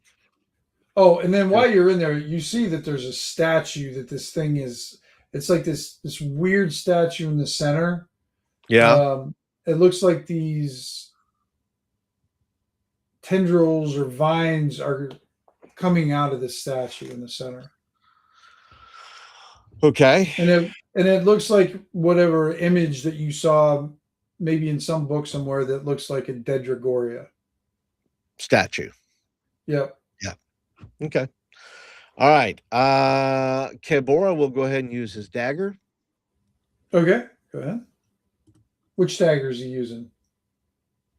His dagger, just regular dagger, not his thrown dagger. Okay. Just a regular dagger then? What's his thrown dagger? Well, I think he's got a hard silver dagger too. You could choose from. Okay. So I'm just asking if his thrown dagger is just him throwing. Just any of the daggers. I would say the one that he's. I don't know which. I mean, if he's stabbing with the +5, well, that's. I don't know. I would say that the one he's using would be the silver dagger. I would think. Okay. So he does 24 and 3 points of damage. Okay. He hits it, and the silver slices into the tentacles. Okay. Casa will go and use. Okay. Does she see the damage that silver does? I'm going to say probably not. She's probably trying to dodge the tentacles, and Kabora's on the other side of the statue and stuff like that. All right, then I think she would stay away and she would use her short bow. Then she would distance herself where she cannot be grabbed. I mean, she's trying to gauge the distance. It looks like this thing can lash way out into the hallway. Okay, what if I go back outside the doors? That's what I'm saying. Like, even if you leave the doors, she could probably get you. You can have her go like down a little bit and whatnot. I forgot the other thing though. Give me. All right, this is very important for your guys. 1d6 because of all the wind that rushed in. I got to see if the torch blew out. Okay. Course. Yeah. So we'll just use the shadow. Mitchell's outside though. Why would it affect that? Remember he got sucked in too. Remember? I mean, he didn't get sucked into the room. He was strong. He was strong enough to stay outside, but I mean, he was still affected by the wind. By the wind. Hold on. All right. So is he going to roll the d6 or who rolls the d6? Well, you roll the d6. Yeah. 1 to 3, it went out. 4, 5, and 6, it's still lit. Okay, so Mitchell will then go ahead and roll it, I guess. Well, it doesn't matter. I'm just rolling a d6. No, it's just a d6 die. Yeah. All right. Here we go. You want to roll 3. Oh, it goes out. Nice. So you guys are in the dark right now. The good news on Mitchell's turn, he can relight that. Yeah. Yep. So I will be at disadvantage of shooting the short bow. You know what? I wouldn't have you shining or disadvantage because this thing's all around you. Okay. Yeah, so you won't get disadvantage. This is what I'll do though, but this will be no stranger thing for that you've done. While you won't get to disadvantage for the hitting because it's all around you. However, if you miss, you have a chance of hitting one of your other, of course, people, which you're experienced at. That is true. Well, Hobbs is for sure. Yes, exactly. So it's up to you what you want to do. Would it have to be a miss or a critical miss for me to strike? A miss. Well, no, it doesn't automatically strike if you miss. You just have a chance of hitting them. Like, so what would happen is, say, Cass or somebody shoots a crossbow, they miss the tentacle creature, then I would randomly roll one of the other 4 people, and then they'd have to roll over. She'd have to roll over their AC to hit them. Okay. Well, what is Cass's intelligence? Cass is fairly intelligent. She's got a 12. Yeah, she's a smart cookie. Not her first time. I think time. she would assess the situation and say it would be too risky for her to shoot. If that wind is still blowing, is the wind still blowing, or was that just a initial gust? It just seems like that was like the initial gust. It doesn't seem like it's built up anymore. Because the way these tentacles things are, they're just kind of whipping around. Yeah. Okay. Is my short sword hard silver too, or is it just the dagger that is?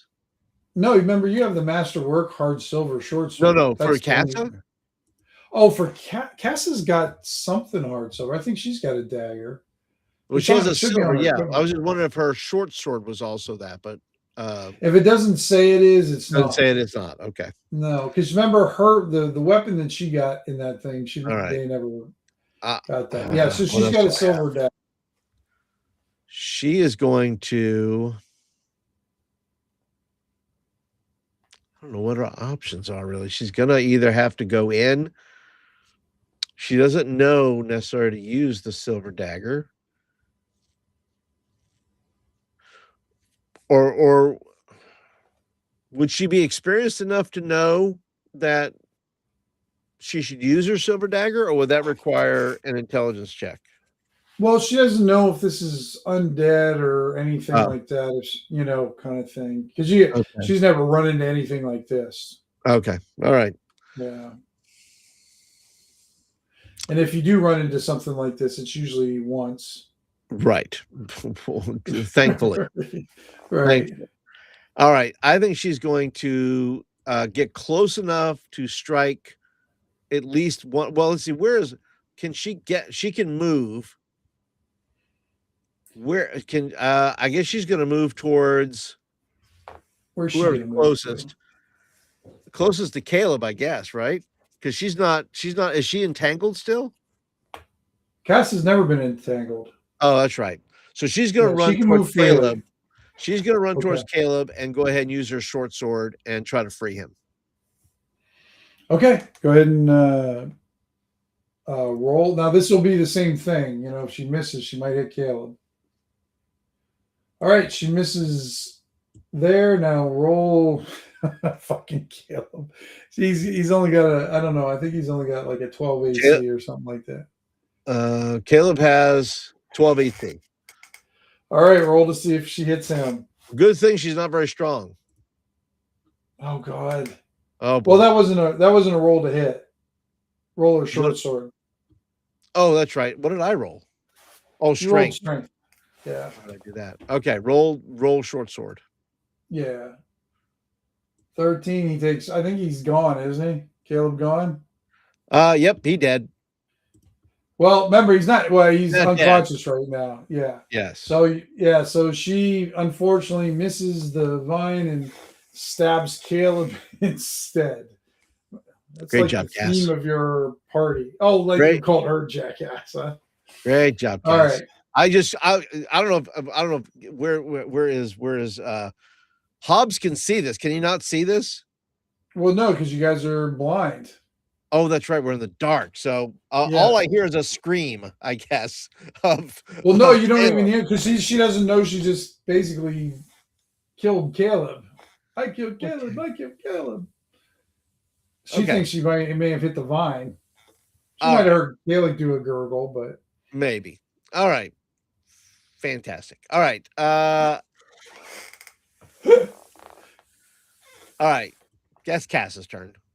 Caleb's kind of dead. So Mitchell's going to relight the torch. All right. I probably should have went with Mitchell relighting the torch. I was wondering why you weren't doing that. So he's going to relight the torch. Mitchell gets in, he lights it wouldn't it have back mattered. Up. It wouldn't have mattered because she was because then I wouldn't. Yeah, but I wouldn't have made her like hit Caleb, but she would have been smart enough to hack it down a little bit more, you know. It's just when you're doing it in the pitch dark. So anyway, so Mitchell lights the torch, you guys are back up. You see the horrified expression of Cass as her short sword still planted in Caleb's chest. God help us. Well, hey, if he dies, at least we're not going to get in trouble for wolf's head things. Right, exactly. All right, so Kabora is gonna attack with his dagger. Okay. Is it a choice between? Is it a choice between doing a strength check and getting released, or attacking? No, so what is strength checks will is count as like your movement Okay. phase, and then you can have an attack phase. So Kabora could do a strength check if you wanted to now, because he's still entangled. I'm going to say Kabora is basically completely entangled now, and he won't be untangled for the rest of the battle. Okay. So he's stuck until either he's killed or you're killed. Okay, so he can still use his dagger, though. Yes. Yes, he can still do that. Okay. 16. Okay, that hits. All right. So all I have left then is Hobbs. You got the big bad Hobbs, who's free to roam wherever he may go. All right. He'll use his masterwork sword, and he will run to where Caleb is. All right. And he is going to try to, well, I can see what I'm doing now. So I'm going to try to chop The vine that's kind of got him entangled. That's got him entangled. Okay. 17, 4 points of damage. You see it hit. And let me check here.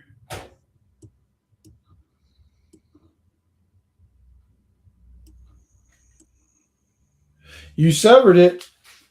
Okay. And it drops to the ground. Now you see in all the tangle and the masses that's going around, you see that this thing has 4 tentacles. Well, had 4 tentacles. Now it's down to 3.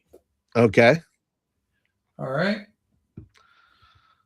I think everybody's gone. All right, let's roll initiative again. Okay. Oh, I got a 1. You automatically win. Yay.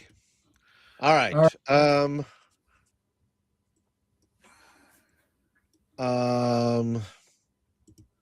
Cass, in her dismay, is now going to try to give him. Well, do I need to roll to see how long he's got to live?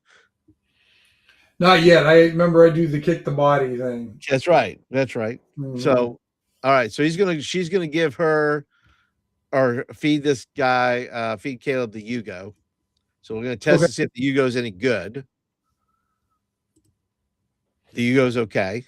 Lucked out there. This is the time they usually fail. Yes. Yes. So I'm going to do 1d4. Is that correct? Yeah, 1d4. Yep. All right. Oh, nice. Boy, you got a good Hugo there. That's right. All right. So he wasn't, there's no need to roll because he would have still been good. All right. So Caleb has 4. Okay. He won't be able to act this round, but at least he's up. He's recovering. That's right. He's recovering. All right. So go ahead with Hobbs then, if you want to do Hobbs. Hobbs will use his sword again to try to. Who is still? Kabora is still in there. Yeah, he is. I'm losing connection. What's going on? There we go. Is he grappled? Can you hear me okay? Yeah. Kabora is still grappled. Is that right?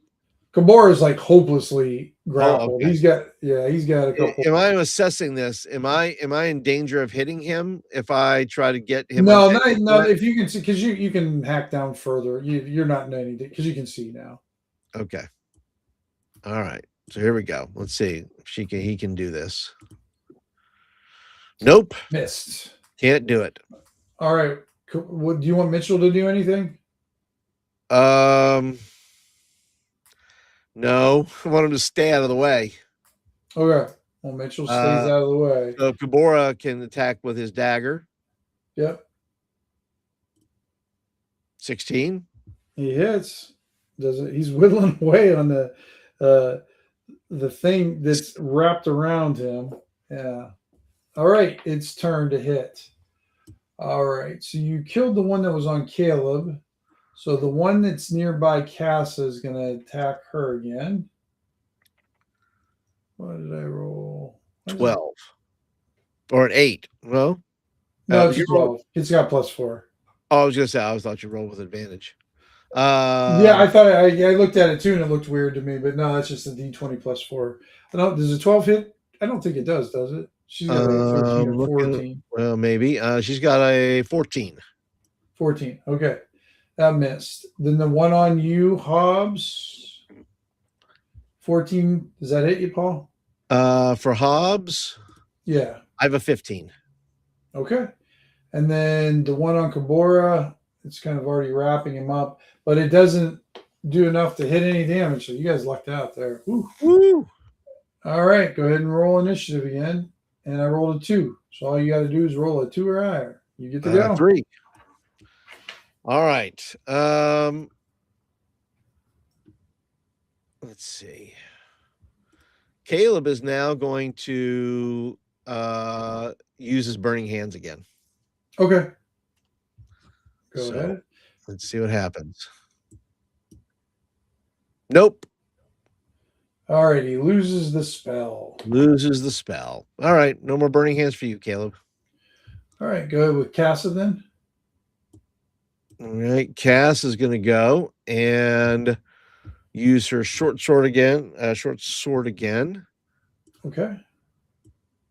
12. Misses. All right. Hobbs, go ahead. Hobbs is going to go. Critical failure. Oh. Roll a D6, Paul. This is what you were waiting for. Well, it's like when your characters get into 5. Okay, so what? Your sword goes flying, and it's kind of see with the door to the north up here. Yeah, that's where your sword is. Nice, fantastic. Yeah, nice. Slips out of your hand and kaboom, kaboom, and Kabora. Kabora is now going to hit with his dagger. All right. So what you see is the vine that he was hopelessly entangled with dies. Okay. Okay. So he's no longer entangled, although it takes him a little. He can't move this around because he's getting all that shit off of him. Yes. Thing. Okay. So it's its turn. He's got 2 attacks, two tentacles left. One attacks Casa. That's a critical failure. Yeah. His vine should go flying across the room and break from his body. Well, it is flying across the room all the time. I'm talking about break off and fly. It should break off and fly, is what I'm saying. I'll tell you what I'll do, Paul. So it's whipping around, and what it did is it accidentally ran across your sword. So go ahead and do some damage. Like it was flailing around, and you were holding up your sword because you missed. You critically. Oh no, you don't have your sword. I don't have my sword. It goes across. We'll say Kabora's one. Has dagger. Yeah, so we'll do his dagger then. So go ahead and do your D4. 5. Well, it's just damage. No, we're just doing the damage, right? So you want to count 5 damage? Yeah, so it does 5 damage. Yeah, because it just flails itself into it. He didn't have to roll to hit. Okay. So, yeah, good. Thank goodness. Huh? Good yeah. Grief. It's like you guys are making it uglier than it really needs to be. Well, and then that's what we do it. Yeah, I think we're gonna name the name of our crew is going to be called The Hard Way. Exactly, and you see that tentacle goes limp too. Okay, when it hits a sword. So there's only one left, and it's on Hobbs, and it hits with a 21 and does 1 point of damage. And you have to make the DC 15 strength check again. DC 15. Okay. Strength check, right? Yeah. No problem. All right. Suck it, Vine. All right. Initiative. Got a 3. A 3. Yeah. You go first. Holy crackers! All right. So there's one vine All right. just flailing around. Hold on here. Let me see here. What is Hobbs going to do? Hobbs though does not have a sword, so he can't do anything. His sword's in range where he can run and get it. You just wouldn't be able to attack this turn. All right, I'm gonna go run and get my sword then. That's what he'll do. Okay. All right, then I will get. Now give me an IQ check though. 18. You grab your sword, you turn around, and in the back of that statue, you see this kind of, I don't know, your estimator mind goes to the, and you see this opal in the back of this thing that's kind of got this translucent glow to it, but it's like the size of a fist. You're figuring this opal is probably worth anywhere from 300 to 500 silver pieces. Do I think it's powering the statue for some reason? You're not sure. Okay. All right. So he can't attack. Can he grab the opal? No, the most you can do right now is just grab your sword and. All right, I'm gonna grab my sword. All right, Cass is gonna go and try her short sword. Okay. Cass is just not doing well. She is not doing well at all. And Caleb has a dagger. I guess he'll just try to hit with the dagger. Okay. What can he do? Now, he's got throwing daggers too, but it doesn't matter. He's free to move too. But all right. Caleb, didn't do good. Nope. And then you got Kabora. And Kabora. Kabora's going to strike with his dagger again. Okay. 13 misses though. Okay. All right. And then do you want Mitchell to do anything? I don't. I want him to stay away. All right. Since you moved away, the flailing vine is either going to go after Kabora or Caleb. Caleb. It's Caleb. Of course. But he critically failed that one. Go ahead and give me a D6 roll again. 3. 3. So the vine starts getting tangled up with all the other dead vines. So it's like kind of tangled up on itself. Okay. So it won't be able to attack next turn. All right. So you guys get to go. What I'm going to say, Paul, because it's tangled up, you guys finish the thing because it's pretty much dead anyways. I don't mean only one hit it'll go down. So the vines. So when it dies, what you see is the vines kind of go back into the statue, and instead of vines now, you see 4 arms on the statue. And like one of the arms looks like it's holding a skull. One of the arms is holding a scimitar. Another one's holding a spear, and the other one is holding a oh shit, I forgot what those things are called. Scimitar, skull. I don't know. Another item on there. I can't think of it right now. So. Okay.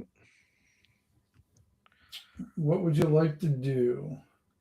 Well, the first thing I'm going to do is Hobbs is going to take that opal. Okay. All right. You're going to have to harvest it out of there, Paul. So you're going to need a dex check to get it out of there. This is a thief skill, though. So you're going to be able to roll it with a advantage. Advantage, and you need to beat a 12. Because opals are pretty fragile. So you have to be careful not to crack it and break it. Right. Okay. Do I have special tools for that for furring anything? Or am I generally just using a? Well, I mean, you got your dagger. You can pry. We'll do the old cover of the player's handbook, prying an eye out of the demon thing. Yeah. You just want to make sure you just want to you get advantage for this though. Gotcha. All right. Let's see. Here we go. I think I did it. You got it. Yeah, without any problem. So you get this opal. And after you get a closer look at it, this looks like a 500 silver piece opal. It's got some nice color to it. And Caleb kind of marvels at it, and he goes, that thing's magical too. Really? Yeah. Well, tell me more, Caleb. I can't right now, but maybe when we get back, I can check it out or get somebody to look at it, we can find somebody to look at it and see what the properties are. Okay. All right. I don't know. I mean, we just got here. The question. So what we'll do is we'll call it for the night for here, Paul. The question is, how safe can we be where we're at? Right. How safe will we be? How safe will we be? Yeah. Well, you are in the harrowing in the temple of an undead death goddess. So I'm going to say that's a bad idea to stay here. So my guess is, well, the thing is, okay. When I remove the opal, does anything else happen to the statue? Is there any?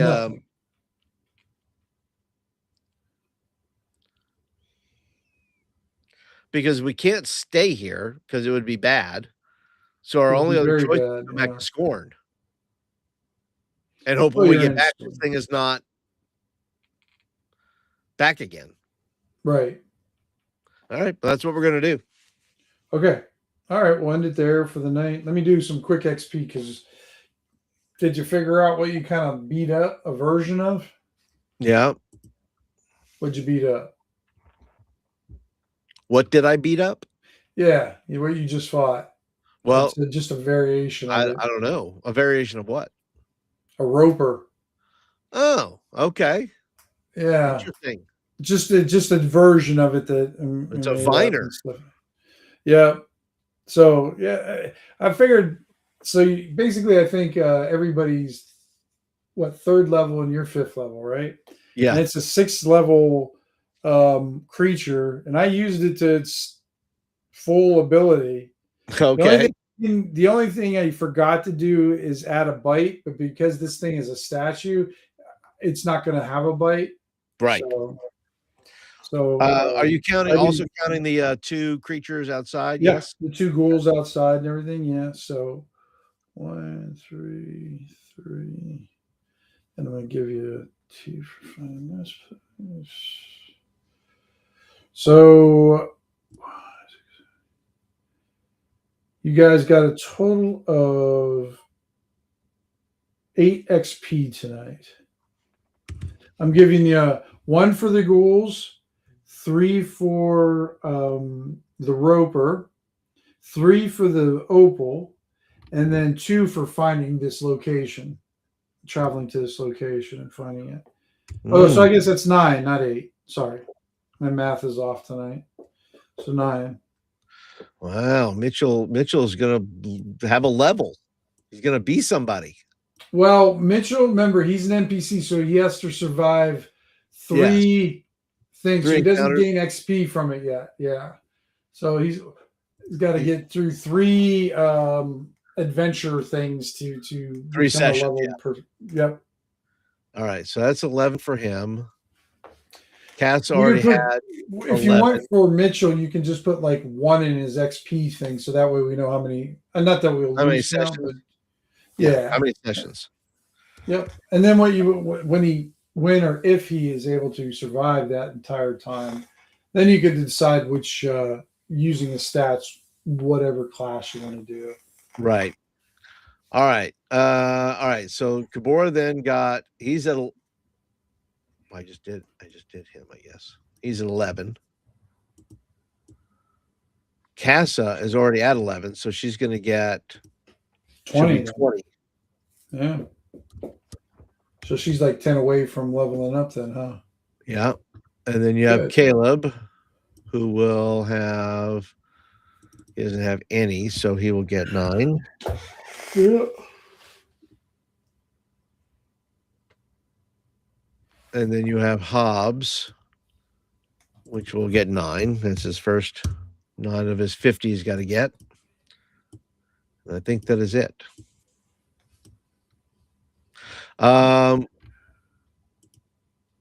Who needs, well, okay. So we're going to go back to Scorn and back into the city, and we're going to try to make it back to Tugs, I guess, which is the closest place. Yeah. All right. Roll me a d6 again, Paul.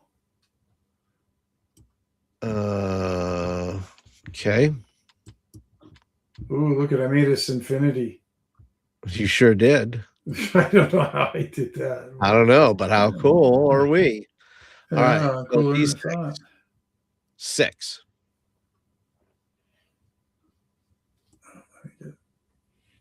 You got a 6? Okay. Yep. You managed to get through the streets without any issue and return down to Tugs.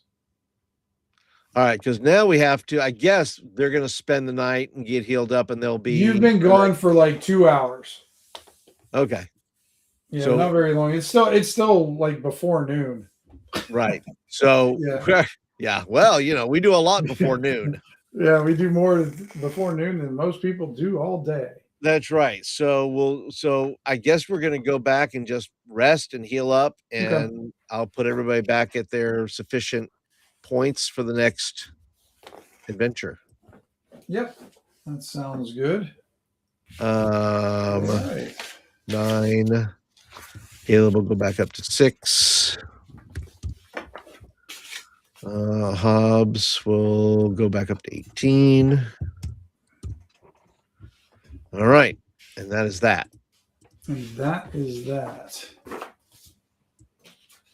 Very cool.